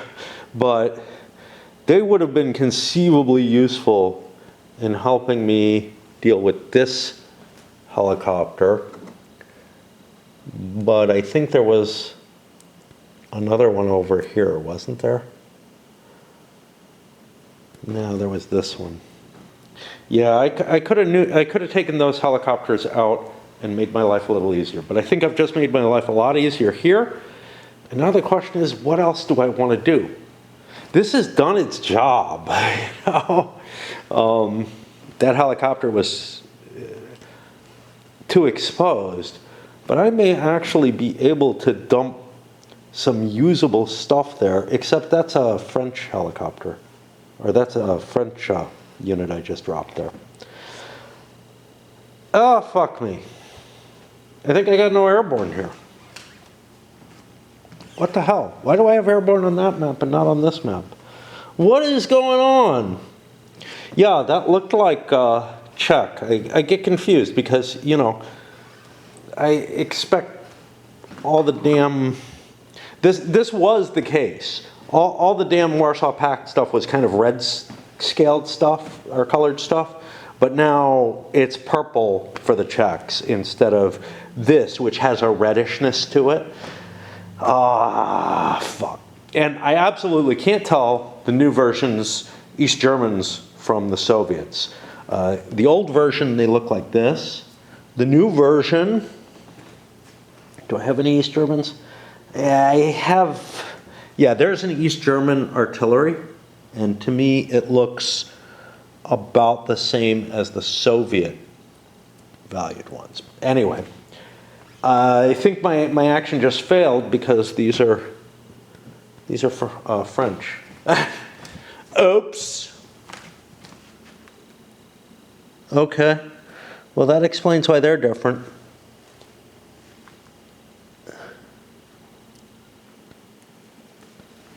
Yeah, I guess for whatever reason I got no paratroopers for this map. Well, that sucks. I'm just going to take this back. Don't want to waste him. You know, he's not, I mean, he's doing something there.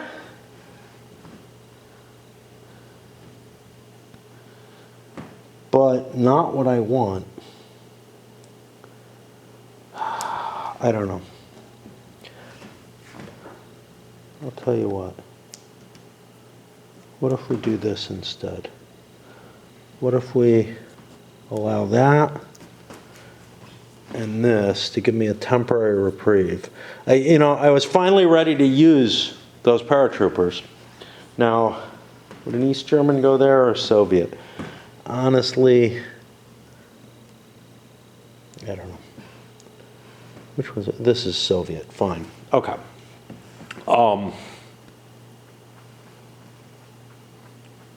Honestly, this is just a disturbance, but it's to get me away from having to cope with that helicopter, and I'd really rather not deal with it. I don't have much electronic warfare on the Donau front. The thing that vaguely worries me is that I'm kind of cheating. This probably should only be on this map, but I also added paratroopers based on, they're non-army assets that it wasn't absolutely clear where they belong. So I'm okay with like 8. We can get a Soviet paratrooper in there. Because it just doesn't make sense to me that they would have no assets anywhere. What do I have left? And I may be able to drop them anywhere on the map, in which case, hey, maybe I would have wanted to use these over there. I don't know. But I don't want to look up anymore. I'm fucking tired of it. So we'll see if we can get a breakthrough after having gotten rid of that helicopter, and boy. Let me show you the first attack I'm doing over here because it doesn't feel right. I'm launching an attack from this. I threw some artillery in. I got myself an 8-to-1 on that. Some chemicals. Okay, am I overdoing it? But this unit, and it's a standard attack, this unit is as beaten up as a unit can get. I did a normal attack here. What did we go from? 8, 1, 2, 3. We rolled a 3. We get a 0-4, which means I do 4 hits to it. 1 goes to here. And now I've got a 3-point advance from that. Is in here. I can cut through this shit. Nasty terrain. There's no way I get through all that in 3 ops points. But the 3 ops points for my attack got me all that. And, it doesn't matter that he's withdrawing or not. Feels all fucking wrong to me, right? Because now I continue on with 2 more ops points, getting me to 5, and I'm in a position to maybe launch an attack on the city. I don't know. Doesn't look too pleasant. 1, 2, 3, 4, 5. We got any more? No, we don't. Yeah, we'll try to batter our way through there. Just try to gain some more ground. Sure, we already had things open here, but now we're getting past that river line. And it feels cheap, the fact that for 3 operations points I was able to attack and push through all that rugged terrain with no problem whatsoever. simply because there was a unit in my way. I couldn't do it if there wasn't a unit in the way. There are other games that have this kind of problem. And I mean, if you look at, the traditional, I think it was Whiff that had an issue like this, which was that people started complaining about it in Whiff. It's a much older problem, which is that if you fight a battle, you're able to advance further than you would have been able to by moving alone. And a game that has a cost in movement points, essentially, for fighting a battle, just exemplifies it even more. But there were situations where it's like, you want to attack. I don't know. It just feels like, look, if I'm not engaging the enemy at all, I should be able to do some sort of strategic movement where I get double movement or whatever. And that was a much later. If you look at something like Stalingrad, you're able to move, attack, move you to the full length of your movement, attack, and that gets you into that extra hex. Okay, is that a big deal? Not really. But when you're able to get these kind of situations where you're able to pursue and whatnot off of the attack and advance more hexes than you would have been possibly able to move in under any other rules of the game, it's really kind of troubling to me. After that first unit provided its push through, and I mean, you can say, look, the amount of distance covered overall was about the same, honestly. It really was. I had a couple of fights and ended up about here. The rest of the division is placed here. So, not too terrible. And hey, we may be able to go save Task Force Smith or whatever it is out there. Begin to get more comfortable with the situation of playing the game. I'm starting to see patterns, and I don't like what they are. Okay, can't use them on the first turn of the game. Well, you can with the non-divisional artillery. But it's basically, you lead the attack with your artillery. Because you move a unit at a time, if your artillery has to get in range to be able to support an attack, you move your artillery first up within range, get it into position, and then you launch your attack. Now, of course, it's all actually happening simultaneously. It's not like there's anything... it's not like each unit is fundamentally moving on its own, right? Everything's moving at once. There's a simultaneous movement to everything. But the way you think about it is, let me get the artillery in place first, let me get this in place. Now, conceivably, something horrible could happen. I don't know what, because there's not like reactive interdiction or anything like that. So, I really would have liked, crazy as it sounds, because it was kind of a nightmare to play, but I really wish that Mark Herman had managed to get the European theater Flashpoint Golan built, and released as a real game.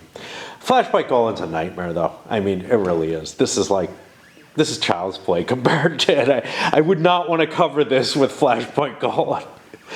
But there was something, you know what it reminded me of? It reminded me of, well, for one thing, the other Victory games, things like Gulf Strike and stuff. But even more so, those operational air games. I did one of them, I don't remember which one. I think it was set in the Arab-Israel conflicts. I want to say the Lee Brincombe Smith stuff, or I don't know if that's his name. It's Brincombe something. He's got a hyphenated name. But they're just, and it's like the fleet games too, but where it's just, you're doing all this shit, all this kind of, I don't know. It's just not fun to me. But on the other hand, anything that stepped back from that level of detail wouldn't be fun either, as opposed to like sailing ships where I can kind of have my fun, and they can be pretty detailed and they still are fun. I'm not worried about like, oh, am I able to intercept this at this hex? Oh wait, I'll let it go another hex and make a decision. This is so much simpler than those really like decision cycle games, right? Ugh. And I identified another weak spot in the NATO line. Actually, there are a few. There's one here. But the biggie is these artillery back here. There's nothing covering. Now, I didn't have the opportunity to get anything back there, so don't worry too much. I mean, I guess I could have tired out some units to try to cover that, and that may have been wise. It's hard for me to do. But I'm going to try to pin those artillery down and hit them. Not quite sure how I'm going to manage it because it probably means at least one unit is going to have to go up there and not attack, just position itself to neutralize an artillery. Then I go hit the other artillery, and just like I was planning with the helicopters, that's the pattern to this game. Take the supports out first if you can. If the supports are properly covered, you can't. But this isn't a proper cover either. I could probably blow through that using some EW or whatever, but I don't have to use EW if I can take the supports out.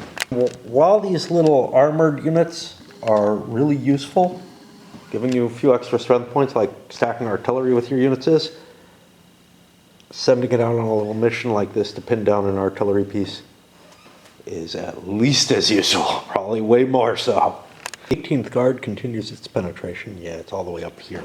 One thing that I note that's of some importance, once you make contact with artillery, you got to keep pursuing it. You can't let it out of your sights. I cheated there. This thing couldn't have retreated because of the West German doctrine.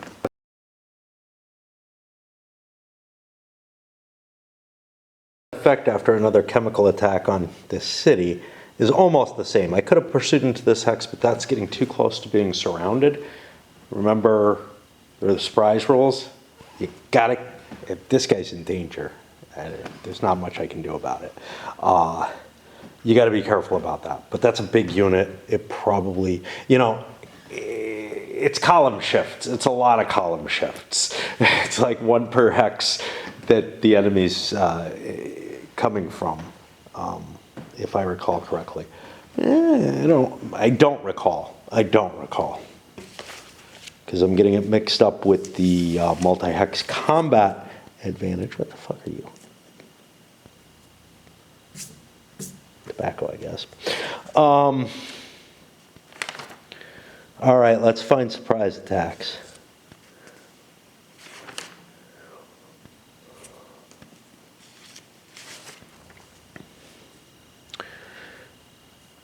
Completely surrounded by NATO units, attack strength of all are doubled. Okay. So that's probably like, yeah, that's significant. The column shifts are multi-hex attacks on the same thing. That's not going to happen easily. The Germans would have to work really hard to surround this and attack it. And then if they do, they're only attacking with one unit.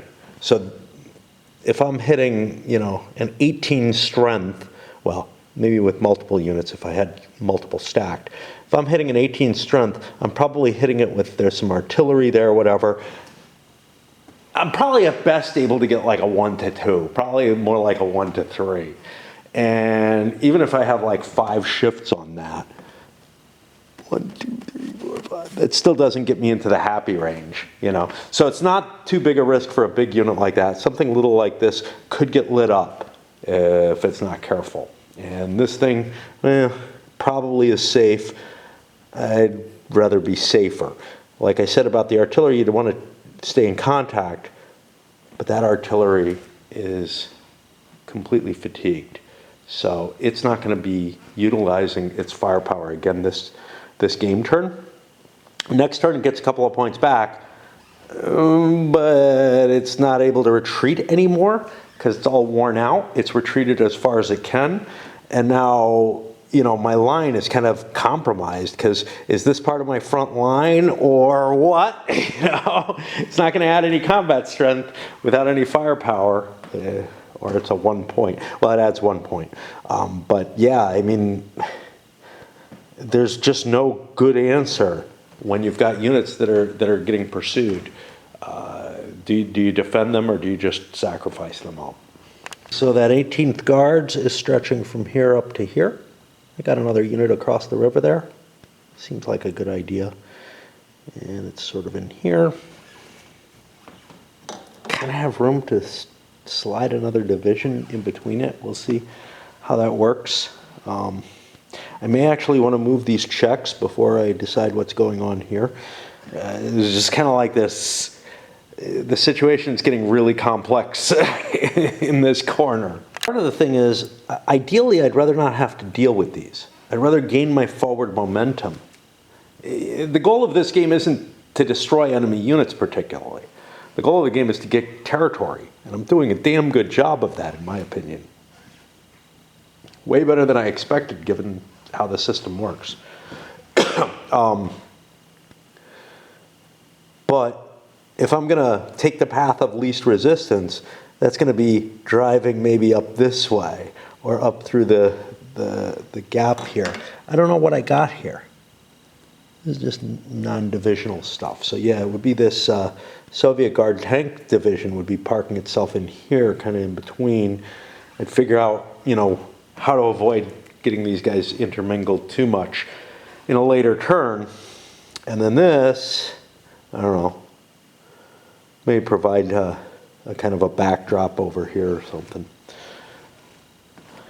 Is that just one division? It looks like it. And then I've got one follow-up division, which probably will be coming in over here. I may just bring that in right away.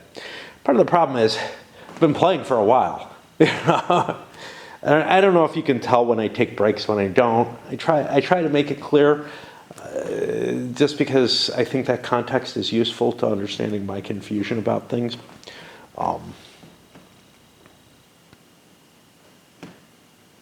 But yeah, this looks like a good route for that Czech division to move down.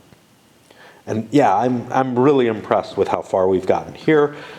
How about here? Well, the border is right here, so I haven't made that much ground. It looks like I've made a lot. I haven't. Those East Germans are right across the border from where they have. So this is really the only extended position that I've made there in the hot gap. And then here, 5th Corps, wow, we really got the door slammed on us there. But over here, I feel like Beor, we made a lot of ground. Here, I think we made pretty good ground. You know, I mean, 5th Corps is the nasty, and that's why I save it for last. All right, I'll try to move that Czech division before I go any further. I gotta get my sheet for, you know, the formation entry and all that. Okay, well that was easy enough. No attacks. We got that 4th Tank Division up into here. And again, it's just extending, you know, I'm actually pressing across the river. I don't see a defensive range here on the Donau front. I really don't. I mean, there's this river line going in the wrong direction, which is kind of interesting. If I can kind of keep them to the south of that, that might be okay. But yeah, there's a lot of plains, a lot of easy to fight, and a lot of easy to attack terrain.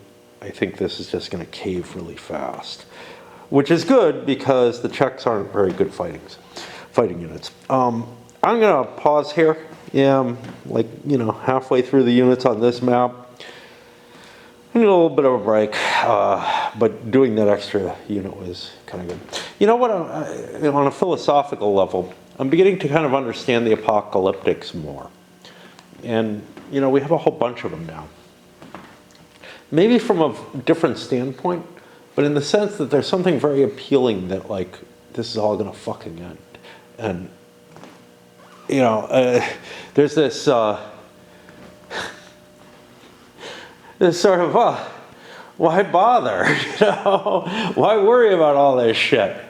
It's just gonna end. And I feel like I have something not too far from that in my life where I'm like, it's why shopping is a constant issue. It's why I can't fix things like, you know, get my teeth worked on or get this damn branch handled or do my dishes or whatever, is that I might be gone in a week. I can hope for that. And it's like, let's just put aside all that shit that I don't give a shit about, that I don't really want to do, right? Let's put aside things like keeping this body alive and everything and worry about, you know, what's important. Now, it's not faith to me, obviously. It's not, you know, the impending rapture, but playing a game is up there. It's good enough. Okay, late at night, I don't know, early morning, something like that. And we're, you know, my sleeping schedule, it's wandered around again.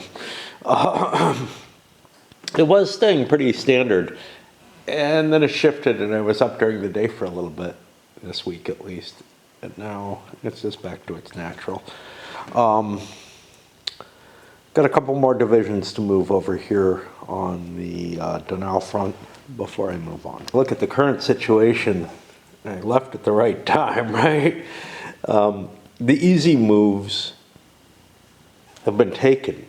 Yeah, I got the chance to maybe not even really fill in here, but maybe move one of these divisions up to here. This is not a division. This is all non-divisional stuff here. So I got one division here, the I guess 16th Guard tank, and then I don't know, 15th, 16th, some teens Czech unit. I also have this, which I have to consider, but the problem is there's a nice line here, and nothing I can really attack here that's really trivial. So I'm being left with not a lot of desirable places to put pressure. On the other hand, I kind of don't want to let these decent units escape, but it's hard to figure out a way to do anything. I only have 12 ops points, you know. This is not a matter of pushing my units, because no matter what, NATO gets an operation phase immediately after I move. And basically, like, if I move this up to try to threaten these, that's about as far as it gets. Because of this unit blocking the roads there. There's no zone here, which is kind of interesting, but it doesn't terribly help me. There's no easy way across the river to deal with this unit. Maybe the Czechs will come up and try to hit this. But yeah, I mean, there's not a lot of room for me to hit anything really hard. Now this artillery got knocked out. Okay. Remember, I mentioned it's a value to try to move the artillery up first, but the terrain on the map makes it difficult to do that. Not just the representation. So I'm thinking, hey, these are non-divisional artillery. I'd like to get them in range where they can support the Czech units and, you know, do something. Okay, I can move here for 2, but what I can't see is, are there diamonds going through here? I've got to be able to see the map a lot better than I can with the units on top of it.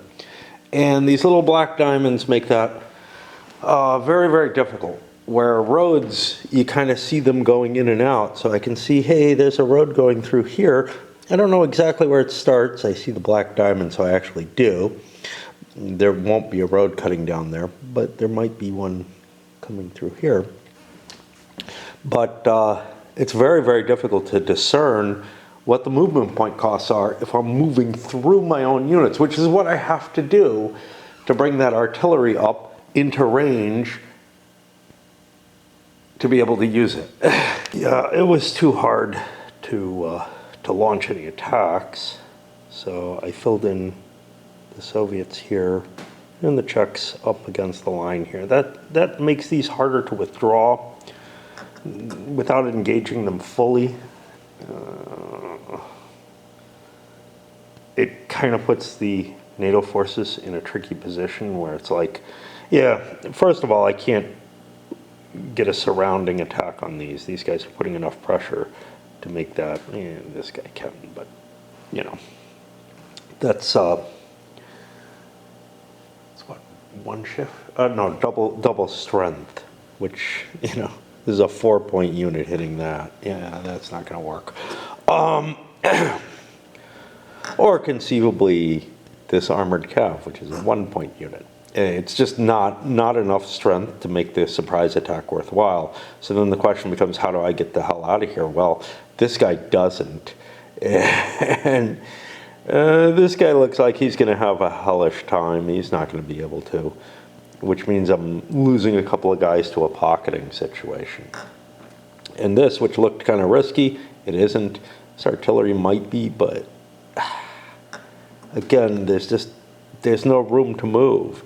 Like this can move here one, but then marsh is exceedingly expensive, and my attack would be at best a 2-to-1 baseline attack with the possibility of a ton of artillery coming in to support that unit. So that's the end of that map, and now I guess we start working over to this one. I kind of want to just, you know, go to sleep, but I made myself coffee. Should be up for a couple more hours or so for the next thing I do in raid. So onward. The difficulties with this pulsed movement, again, you know, we had this situation with like this artillery here. I move an artillery up into place where it can support actions, but I don't really know what's going to develop out of that. And I may not be able to cover that artillery, right? But I want to be in position. I want to tie this artillery down with a quick attack, and then who knows what from there. Anyway, we push up not as quickly as we might have. I could have gotten a little further up here. Basically, I turned here, so. Plus, I launched attacks with a couple of these. So maybe I could be up here against the U.S. forces, get a few more hexes. But I feel like, hey, let's try to take advantage of these West German units here. You know, it doesn't do much. I've ended up expending more resources, not just the units moving, but a bunch of artillery, helicopter, air points over there to try and just kind of pin these guys down. Is that bad? I don't know. But again, there's a definite defensive advantage in this game that is so much stronger than I would expect it to be. Having to be kind of careful, oops, forgot that guy, to manage to keep my divisions together, essentially. It gets kind of tough. Again, there's no color coding or anything like that once you're within an army, so you have to read these tiny little designations on these guys. And in this light with my eyes, not so easy. Czechs, a bunch of their units are already fatigued from last round. They took some damage.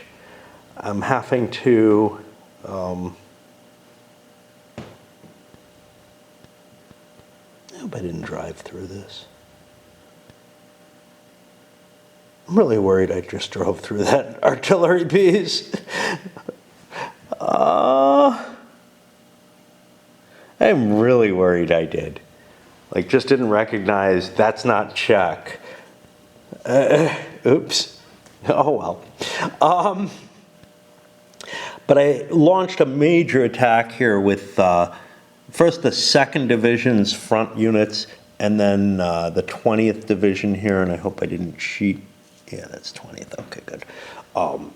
Getting the surrounding, the 20th Division landed the actual attack using an engineer that I placed ahead of time. And all the helicopters and all kind of gas and everything. I had like a 5-to-1 base attack, but with the engineer, with all the firepower, well, with all the chemicals and everything, and I did a prepared attack. So I was on kind of the best table you can get to for that. And I got a pretty decent result, a 1-3. Now, I'm going to recover my 1 eventually. These guys are not going to recover, and you know, I've got them locked in there. They're not going anywhere. Soviets could hit them next, you know, on this next division's activation or whatever. It might be good, might not. Somehow or another, we just drove right by this artillery, though, I think. I just couldn't see it. It's beginning to lead me to think that maybe I shouldn't be playing in the dark, because I'm really having struggles with seeing what the fuck's going on. I'm not absolutely positive, but this is the only fucking road that those units could have traveled up. Yeah, I don't know. Well, every now and then mistakes happen, and you know, that's sort of the really weird stuff that happens in war, right? That the game doesn't necessarily model. The best it can do is try to make the charts, you know, model such weird things by just like the numbers that come up and everything. But honestly, equally weird shit happens that the games have no way of representing. And so I'm willing to just kind of wave my hand and say, yeah, it's okay. These guys hid out in the woods and just let themselves be bypassed for whatever reason. Let it be. Don't think about it too much. All right, I'm gonna break for a bit because I know that I'm not, my vision's not sufficient to play. Well, another lovely rainy morning. I actually kind of like the raininess, but it gives me an excuse not to go out. The fact that the whole winter is rainy, but it is somewhat depressing in its own way. Anyway, although I have sort of a lot to do in Raid, I just woke up, I played a little tiny bit, got rid of what I had, and then I wanted to do this, which is a little weird for me, actually. Like, usually when I've got these big events in Raid, I'm like, God, I just gotta keep playing and playing. I'm kind of like, fuck it, I'm tired of it. Which may be a very good sign. If I'm like losing it to this, you know, there's some value to this though. All right, so I had a weird intermingling of the 51st Tank and 18th Guard. I pulled the 18th Guard up, it smashed these guys forward, and you can see same level of advance. So, you know, in terms of like the outcome, it feels right. In terms of where the movement points are actually spent, it feels a little wrong, because these guys went, you know, trekking through the mountains and everything, well, through this nastiness, just because of zones of control. Otherwise, the retreat route would have been up the road, and they would have moved in a very similar fashion to these units here. But you're also not seeing an incredibly high rate of advance here. I think there was somewhere, over here somewhere, I think, where I felt like I was seeing too much of a rate of advance due to attacks being made. But here I'm willing to say, yeah, I spent maybe 20-30% more operations points. But you know, operations points are an abstraction, right? Just like the friction points are, because I can push a unit a little harder and get more operations points from it. Well, in the case of the pursuit, maybe they're all gung-ho and everything. It doesn't cause any additional friction points, which it should, but the combats do, maybe. They didn't here. But anyway, we got very effective shots and almost destroyed both of those units. One's an armored cav, one's an artillery. And it's really degrading the position on this. I still have another tank division here, and then a guards division here, and I've got to kind of decide what I'm up to. You know, does this tank division want to conduct fire against this? I did think about this a little bit. Hey, you know, should I have to take one of my Czech units and try to clear that? You know, screw it.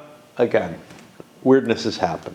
The things is that I considered, hey, look, I think I'm actually allowed to drop these wherever I like. But anyway, I'm not going to look it up. That's how I'm going to play it. I got, you know, an airborne unit of some power. And I wouldn't do this for anything other than there's a helicopter unit back here. It's pretty chewed up. It probably won't get committed. And there's one way back here. And that one can basically get to about this line here. I'm still thinking about dropping those. You know, I haven't done anything on this map. I haven't done anything that would interfere with that. So I feel like it's still kind of fair if I do conduct an operation there. If I do I want that to be something that's intending to, you know, actually grab this airbase, or maybe this one, and attempt to, you know, to operate as another unit. Now this is where those territorial units would actually be a hellish problem. I think they would be a problem anywhere, and I just don't want to cope with them any more than I want to cope with a nuclear first strike. I just feel like small units can be too much of a pain in the ass. And I don't know. I haven't made up my mind yet. I still may use them back there because the point is, if I break this line and it looks like it's likely to break, I'm going to be able to hit that helicopter. Now this one again chewed up pretty hard. I also wouldn't do it for that one. That one's within range that I can actually interdict it with a little bit of luck, some EW and whatnot. Yeah, I kind of wasted things. There was EW for this map. I don't think I used any of it. And so far I'm not using any of it for this map either, because I'm learning the patterns of how to cope with the artillery that's just behind the lines without, I mean, the EW is a risky thing. It's a 50-50 shot for the pact. The East German 4th pushes the armored cav remnants that were there back here, some into there, and gets into a position where we've got a threat on this unit, which I don't think is in great shape. It's not too bad. And we've also tied down this artillery. We have to still worry, though. There's an American artillery here, and where the focus of another attack might be is that artillery. I probably want to hit that. Probably 1, 2, 3, 4, 5. Probably want to try to get that. So I'm going to want to push forward, hit those artillery, and get them out of play. I don't think I have any. See, this one is quite far, but it also has some hits on it. 1, 2, 3, 4, 5. Probably not going to push the line that far. I think I'm going to drive these guards in this direction. I got to start worrying though about what I want to do about that attack helicopter up there. I really think I need to knock it out. And I mean, I have multiple choices, right? Those little tiny units that I used as kind of one shot, take out a helicopter before it can cause me problems. Those make perfect sense. Those are sacrificial units as far as I'm concerned. Although we're close to rescuing that guy. And we're not all that far from this guy either. But for something like this is actually a functioning formation with an artillery unit, etc., that I can drop into place and maybe actually cause some real disruption with it. And there's something very tempting about doing that. Of some importance, I'm running real low on air points. Like, I'm down to 10. I had 60 to begin with. There's 5 maps. I'm burning them a little hotter than I should be. And then I've got a pretty intensive map here. Some of me says I should go over here and fight these battles, see what I need to gain on this map. But here's the thing. I mean, this is my most important penetration possible, right? So in a way, this should be my vital map that I should be dealing with the most. I'm trying to reserve as much as I can. I'm trying to use artillery where I can and whatnot. But it's a painful choice, you know? It's like, yeah, dropping those chemicals at the height of my advance requires basically an air point. It's conceivable I could do it, like if I slow my advance a little, but if I spearhead my advance by hitting a unit, say, driving it further, and keep pushing further and further on, it's air points that I need to use. Now, I used some for actual firepower points over here, which was probably really a bad idea, especially since I've got some helicopters back here that I didn't use. This guy's recovering anyway. But the helicopters are the big deal. I did try to utilize my artillery, but I've got some that don't have a point on them and weren't involved in being part of a direct fire stack. So, yeah, I don't know. Now, I caught something I said there and it worried me. I'll get to that in a moment, but until then. 51st tank moved from here. Now, I'm leaving units behind. Here's a 51st tank. Here's an 18th Guard. Here's these Czech units. You know, there's a lot that's staying behind to try to recover that'll catch up and whatever. But this is our advance with these guys. What did I discover? So what I said was those units that weren't direct artillery, I've been screwing up and allowing direct artillery for free. It is allowed for free on defense. It's not allowed for free on offense. And that's problematic. Let's see how it's worded here.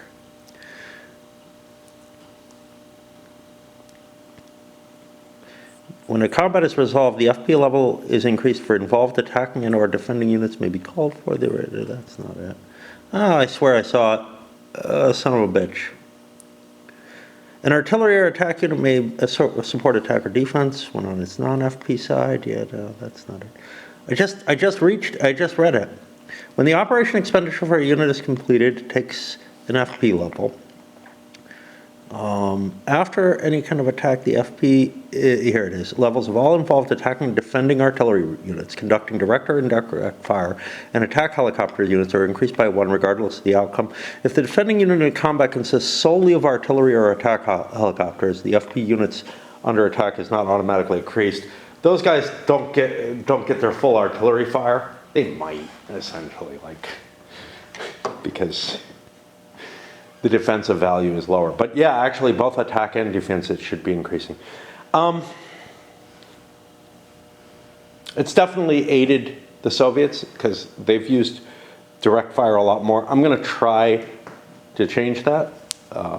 Try to remember to play the game by the rules, but we may have been seeing excessive Soviet advances. On the other hand, we've also seen basically places where a stack, including the artillery, including direct fire artillery, makes more than one attack is where this comes into play. And I've seen, you know, when I'm using these 2 or 3 point attacks, which is what I use exclusively, I should be picking up a lot more friction on my artillery.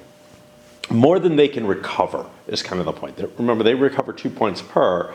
So, you know, if I'm making a single attack, I break out even. But if I make a second attack with them, I've now accumulated an extra friction point. So I should have a few more friction points on the artillery. And I don't know,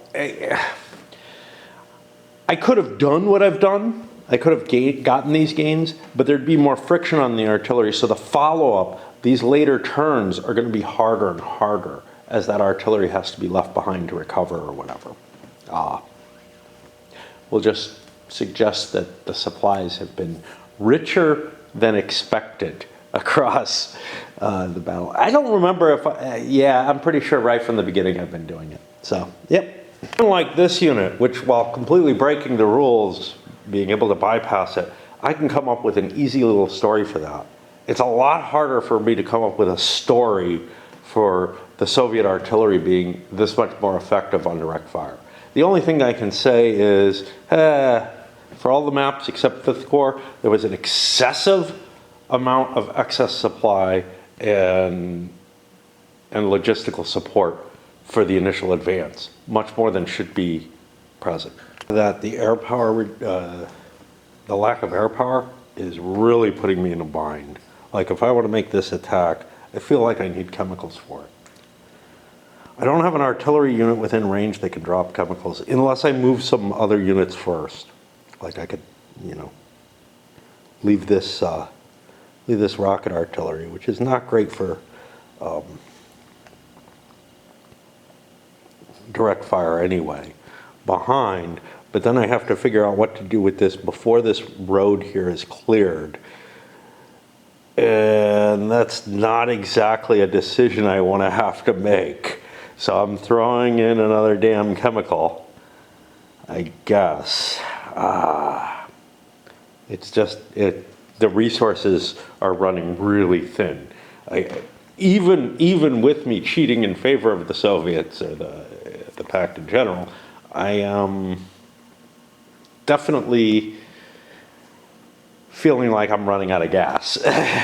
So I tested that out. Let me, I have 57th Guard. I don't think this is 57th, that's 18th. 57th Guard I started moving. So I did move the unit from behind. It chased this up. Then I activated the unit that was actually fighting here, more chemicals, whatnot, chased that up. I'm finding myself unable to do as many attacks. Now, you can still do attacks and you can still drag the artillery along with you without expending the extra points in it, which is of some interest. But I also see the effect on the defender where the defending artillery collects more hits than the underlying units as well. So, I mean, resources on both sides get expended more quickly under the correct model. But that looks like, well, I still got a couple regiments. Now this one's fatigued, so I probably want to hold off on it. Don't know what I'm going to do with this one. Feels like the focus is more this way in support of those East Germans than this way, which is what I kind of wanted it to be, but weird things get dictated by what's going on. If I'm launching an attack across the river or whatever, I got to get the engineer up there first. 6th Guard Tank Division here coming on. It can come on anywhere, including the east edge of the Hof Gap, including the north edge of the Hof Gap map, which is pretty cool. Or it can actually come on down here. I've got another division down here, so I'm going to actually commit it in this direction. I think, at the very least, it can even swerve up and conduct operations, you know, supporting the Hof Gap or the Fulda Gap side of things. I'm going to launch the attack here that I need to do because I have to come in column order and 1 unit per hex, and I can't really have those powerful, I can't have my artillery slide up in front like I would be doing here. Like game turn 1 was hellish because I had to bring everything in order. Game turn 2 not so much because I've been able to position artillery and use it to support, you know, with chemicals and smoke and whatnot. I didn't need smoke in turn 1 because of the fog. But I think I want to move this 79th Guard and get a pin on that artillery unit or knock it out, because that thing is a problem for everybody down here. I also have to worry about this fucker though. How am I going to get them both? Jesus. And of course the answer turned out to be EW, and it didn't work. Launch the attack. I've got a hit on each, which is a problem because the counter mix for the 3 games was probably enough to play out the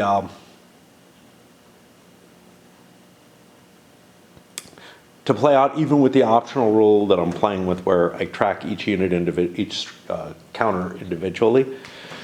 It's probably not too different, to be honest. Some of the NATO stacks, it is a big deal, but they are eating up extra counters. But right now, I've run out of 1s and 2s. I still have a bunch of 3s and 4s. If I hadn't been fucking around with the artillery, I might have enough for them. I'm gonna have to dig up counters from other games, probably good old TSS, in order to track the casualties appropriately there. TSS has served so well for that. Another option for me would be, I think, Wellington's Victory. I think I actually have like a complete set of extra number counters for Wellington's Victory because I got an essentially empty box of it, or one without the counters. I don't remember what it was missing and what it had. Like, I may have 2 copies of the map or something, but I know that I was missing almost everything from the first copy of it I ordered. and I got back to the woman, she was selling off the estate or whatever, and she's like, I have no idea where they are. I'll just refund your money, including shipping and everything, obviously. So, it worked out pretty well, but it's like, I'm worried about that kind of shit when when I pop off, whoever sells my collection, it's worth a lot, but it's only worth a lot if somebody who understands it can put it together and sell it and whatnot. And it's not that big a deal. It's not worth a real lot, right? So somebody's going to get a steal one way or another, I hope. Indeed, my Wellington's Victory bag of counters is far, far more full than my TSS one. Easier to get to, too. I have it on a regular shelf instead of like squeezed into a box or something. I resolved the problem of this artillery unit, which is too deep. I stopped my attacks here conceivably. I had a couple more ops points. I could have done a march attack, and conceivably maybe been able to pin both artillery with one unit, but I didn't have units to hit the others. But this guy was clear, because he's out of range of that one, and this one's pinned now, to start making it advance. And I've got hopes that I can kind of pin it down. There's no real units here, and all this Warsaw Pact units, except the one that I launched into there, were committed to facing an enemy unit, which means I may not even get out of the hex, right? I got a 50-50 chance of getting out of the hex, basically. So I'm trying to pick on this, hoping I can get up there. I don't know if I can manage it or not. I've done 2 attacks so far, and I got to tell you, you can drag artillery with you if you desire, and there's some advantages to that. You can drag units that aren't involved in the combat with you. But anyway, the mechanical aspects of tracking the direct fire is an extra little hitch in the process. Mechanically, it's just more difficult than it was to just calculate the attacks and just keep doing them. Because every time I make an attack, I have to upgrade the counter on that artillery. Now, I have to do that with any supporting artillery as well, but that's generally the first attack that a unit makes. After it makes that first attack, quite often it's outrun any of the artillery because that artillery is there and it's to the defender's advantage to try to run away. I haven't been getting big results here, part because I don't have the resources anymore. But anyway. And yeah, we didn't get the kind of advances we needed for the attack. I can drag this far. Oh no, I can't. I can only bring it to there. Okay. And I'm out of 1, 2, 3, 4, 5. I'm out of range to even do any kind of counter battery fire to try try to weaken this thing's capabilities. It's still pretty potent. So I feel stymied. There's artillery here as well. 1, 2, 3, 4, 5. Not quite in range to affect this. So maybe I can do something on this one and get a clearing that'll get me up there, but I don't see it. I just don't see it. It's too far. And I think I'm getting kind of stymied here. It's kind of funny because I feel like the rates of advance felt right for the first day of a Soviet surprise attack. Remember, once the surprise is over, I'm going to lose air power. It's going to be a crapshoot whether or not I have whether or not I have control of the airspace, and that's a big deal because I've been relying on that. The offensive cost of the artillery barrages, with these extra friction points being gained, it's beginning to feel more like the OCS system in terms of like, wow, yeah, artillery is really valuable and everything, but almost impossible to keep fed. I guess this is the extent of what the 79th Guard can do. Still haven't even reached that, but I did blow away most of the intervening stuff, but at high price. I'm almost out of 5th Corps map EW points.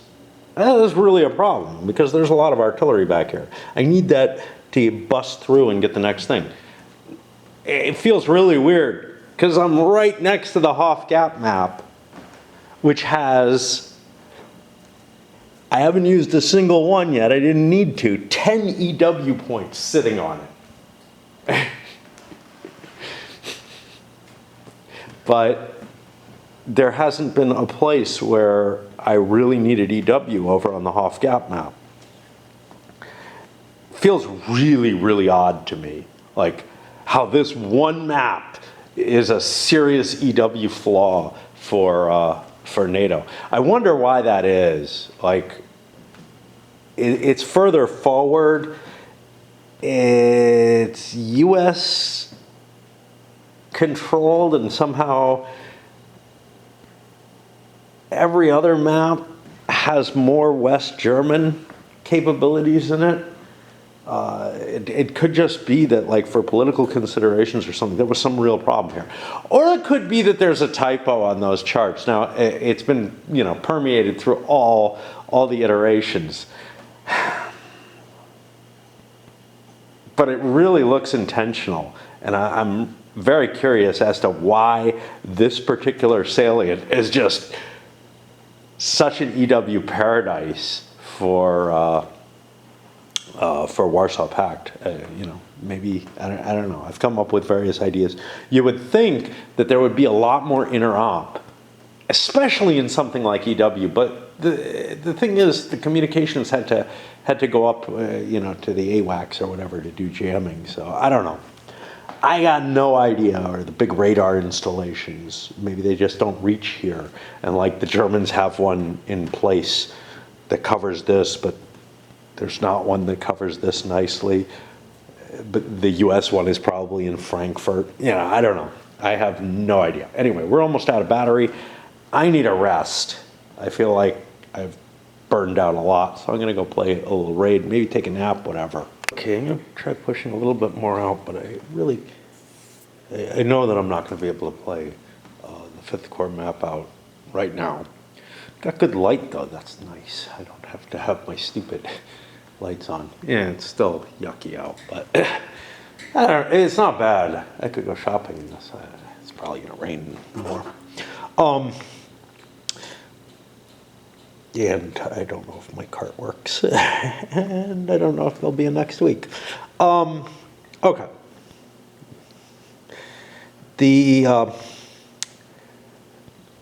I'm moving to the 5th Corps map, not worrying about this division yet. I have one more division coming in here. It also can enter on either of these edges, but it only has 6 movement points. It's getting delayed by the traffic congestion of getting into this area. That's interesting. I don't know where I want to use it, and I'm really running low on resources in terms of conducting attacks here.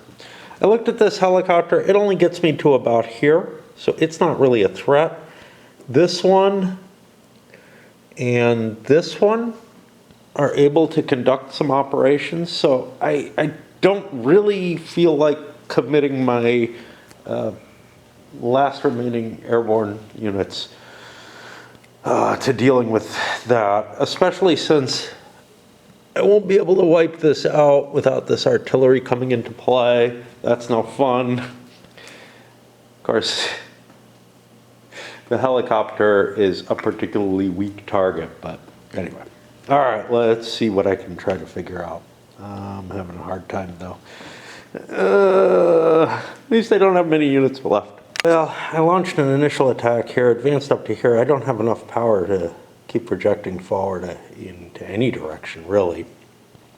Mainly because of all this artillery here. But I do have, I thought I had, yes, I do have an artillery unit here. Now, if I fire, this is 1, 2, 3, 4, 5, 6, 7, I could hit that one as well. It's just this close. I can hit these two with counter battery fire, which would help me a little bit. There's still this rocket artillery back here. I don't have anything that can cope with that right away. I can only use this before it actually expends operations points, but it can spend friction points. Now, the way the counter battery fire works, remember, it knocks them out, like they can't be used in that impulse if I get a success. And the defending rates are 1 and 2, depending on the type of target. So I could go for this big guy here, and I would have a 4-to-1 against him. I think terrain counts though. Maybe not. Let's take a look. Yeah, I walked too fast. Prepared attack in flat terrain. Okay, that doesn't sound too bad. So if I do a 4-to-1 in flat terrain with a prepared attack, I'm guaranteed to knock that thing out. So I'm gonna at least knock this one out. It's gonna do at least one hit to it. I'm gonna be exchanging one artillery round for, you know, one friction point for one friction point, but maybe 2. This one's a little bit more iffy because I'd be hitting only on the 2-to-1 table, which is a 66% chance. A lot less worth to that. And I kind of feel like maybe this is not a turn in which I can launch too much. I'm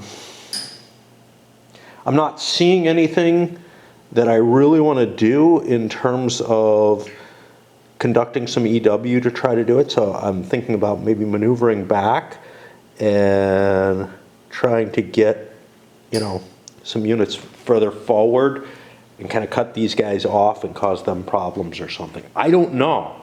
I'm really stymied on this map in terms. Ooh, that is hurt. I'm really stymied on this map in terms of being able to conduct many more offensive operations. Luckily for me, there's light stuff along here, but there is artillery behind that. I only have a few, 1 EW point left on this map. Yep. Yeah, what? Jesus. I got 6 over on the Donau and 10 on Hoff Gap that I haven't had to use any on either one of them. But over here, the defense is quite forward and not pleasant for me. Marking this artillery battery is suppressed by rotating it 180 degrees. That's clear from the visibility, but I don't have another. I mean, I could throw a marker or some kind of weird marker on it. I don't know. Are there any?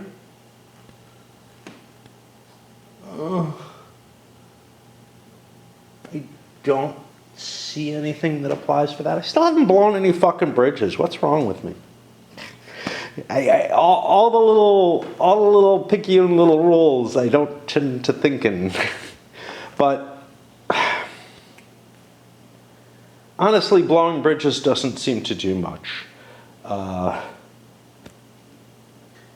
Like, I don't know that it would affect these triangles. I don't know that they count. Yeah, it should. It should affect any movement across it, roads, access ways, whatever. So,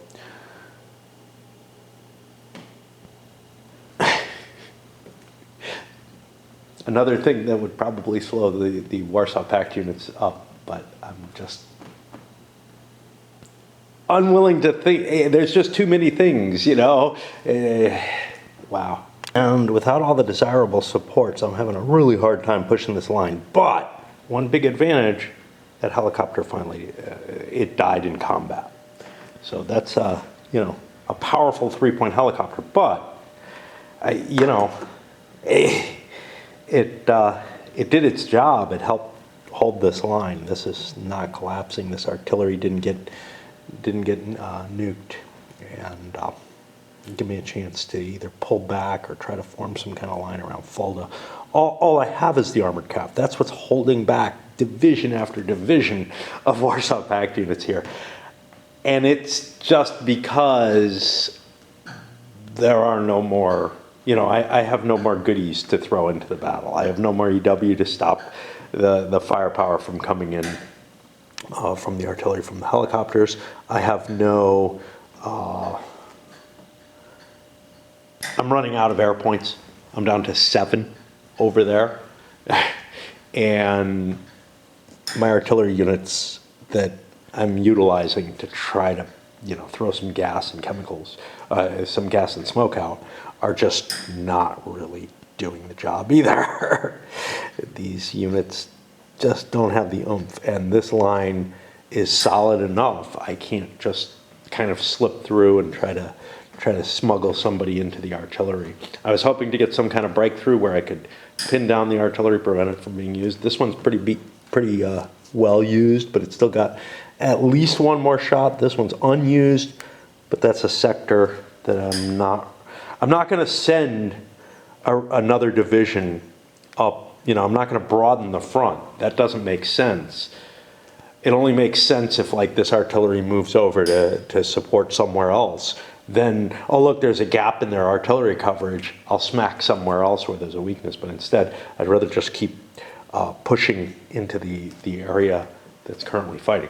It ain't World War I, right? You know, but it also doesn't feel very blitzkrieg-ish. Only as this artillery unit started to wear down without the helicopter to support. And there is another helicopter back here that's in range. I just don't want to use it. I want, this one was in danger, which is why it had to be used. Otherwise, I fall back and I don't get to use it for a long time and whatever. So I don't mind sacrificing it given where it was. Same with this artillery, but we did finally manage to pummel our way through. It's at great cost. It's the Soviet 39th Guard units that are able to do this. You know, the East German units just aren't quite as strong, and they really, really need support and drink it up a lot more. The Soviet units need it too, though. I'm running low on all my resources. Kind of crazy shit with the 27th Guard. After I get that, that was this breach. I managed to smuggle another breach through somehow. Oh. I guess just through this ugly terrain. No. This is a 39th Guard. This is one of the units that's using this breach. It was able to slide up behind this. And I started pushing some 27th Guard up. And actually, I engaged this unit, not to any good effect. Did nothing whatsoever. Because the artillery was able to come in. And there's still this nasty helicopter here too that I really can't do anything about, but it's not getting thrown in on anything minor because it's pretty beat up already. So what I have left, these guys are probably not going anywhere. What I have left is some of the 39th Guard, which I might try to place behind here, cut off supply. I don't know how much that's going to work. I got a road here, so I gotta come right up on him to do anything about supply, and I don't think I can. Unless the East German 7th can bust through this. And that's going to be really hard because that artillery is there. I might just try to blow my way through it, but that's not likely to work. I'm going to have to take a break. I'm not in condition to keep going. Well, after a failure to nap, a little bit of sunlight coming through, playing off those trees and everything, kind of pretty.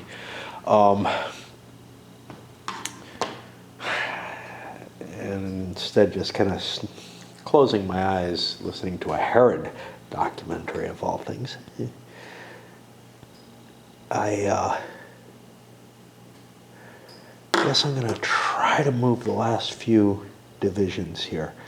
I got this one.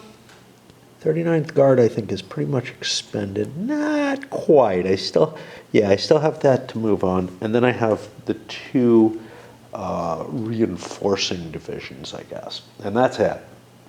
And then we'll load this up. I know it's been a long video. I almost feel like each division, well, I feel like I could probably cut this back and step back quite a bit to a division by division movement, as opposed to so often stepping in and zooming into a particular sequence of combats, etc.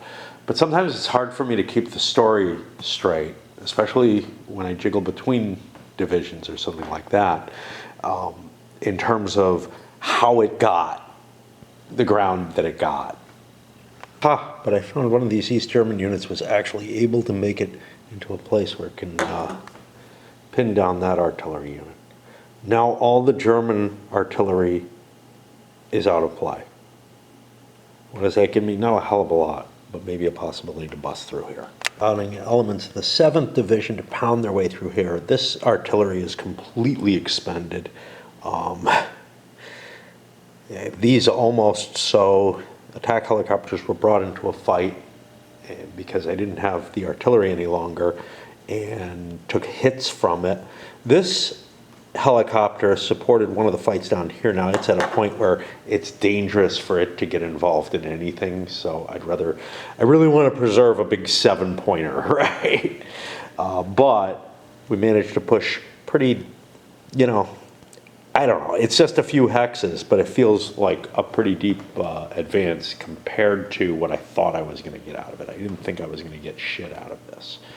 However, resources are getting lower and lower and lower. Follow-up, part of the 39th Guard has to shift forward, even though these are units I would have rather had recovering, so that I can make room for the 20th Guard column to come in, and that division is fresh. It only had 6 movement points.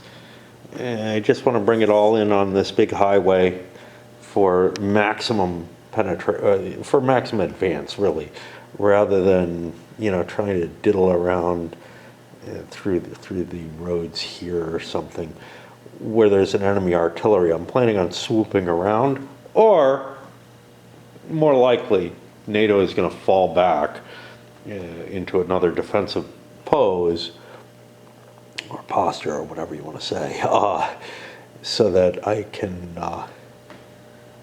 so that I have to start over again with the assaults. I probably don't have the gas for it, though. I really don't. I might have some stuff along the edges, but this map is really going hard for me. It's got dense troops total, and it's got, in terms of defenses, it's got some terrain, and I just haven't been able to get the kind of, expansion that I have on these other maps. But the expansion on those other maps is about the depth, not into Germany necessarily, but towards the west. I'm no further west on these other maps. I've taken more territory on those maps. And that I see as kind of key, actually. There's the question of that 6th Guard tank division. Bring it in on the Hofgaup map. It can advance quite far. That could be useful, especially over here where it's threatening this line. Could bring it in through the center. It's not going to be able to do much attack-wise. I don't have much oomph left. I do have some chemical attacks left.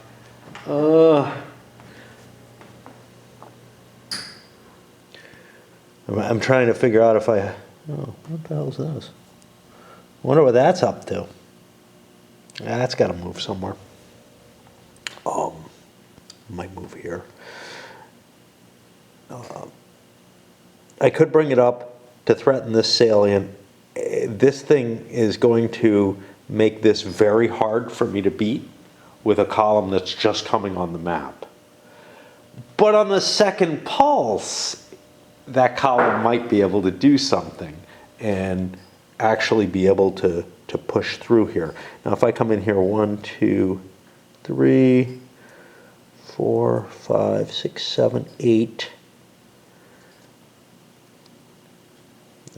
I mean, I can engage this, but I can't get by this block. I can't slip something through up to that artillery. I have to bust a hole. And 1, 2, 3, 4, 5. This isn't going to be a hole that I can bust. I haven't been able to hit and drive anything to get back there. Another option is to drive in this way, get onto the Bayor map, and threaten this whole position. And I actually think that's the most attractive. So I think that's what I'm going to go for.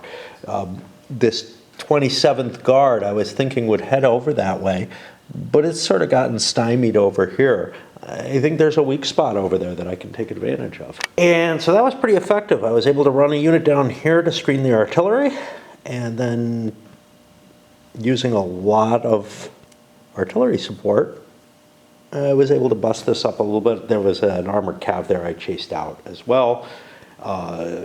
Just, you know, really kind of punched my way through and got myself a nice position here. This is an area that I would have trouble advancing in on the Bayor map. And again, as I make ground on the Bayor map, if I make it towards the top of that, instead of exiting, I'm probably going to just focus on pushing more units that are in good shape onto the 5th Corps map. Although, if I do get the opportunity to exit, I probably will do that as well, because that gives additional victory points in whatever, you know, I mean, I get a strategic victory if I exit a division off of any one. Yeah, for whatever map it is, I get a strategic victory on that map by exiting a unit off of it. I don't even need to do that, though, but that actually skewers the city point protection as well.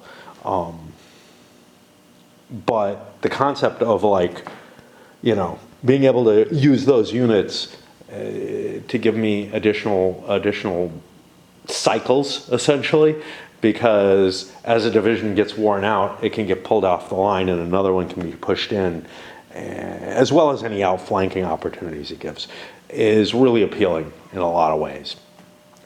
So that's where we got the map right now. We're going to see NATO falling back. We got the line over here at the river line.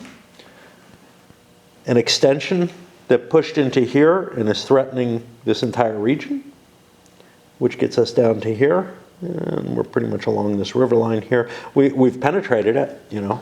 Then going up here, we got open terrain everywhere. There's like nothing in the way on the Bayor map.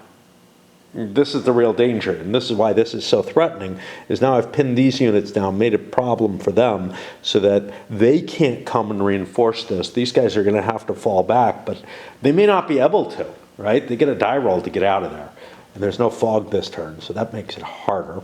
So there's a lot of open space and what's here isn't very powerful. It's a lot of the armored cav. There's only a couple of real units. Of course, I did cheat pretty heavily with the artillery supply going through. Here, things are kind of a mess. We're intertwined with the Germans there, but we've made a breakthrough up here, which is a big deal. that came late in my operations here, coming down. Big gap, not contesting things here. There's no roads going straight through. It's a pain in the ass to get up there. I'd need to shift another division up, and it just seemed like too much effort. Better to undermine the position from other directions. Pushing up against here. Over here, a little bit of intertanglement. Coming up against, what is this? Schweinfurt. Schweinfurt. Fart. Whatever. Close enough. Coming over here.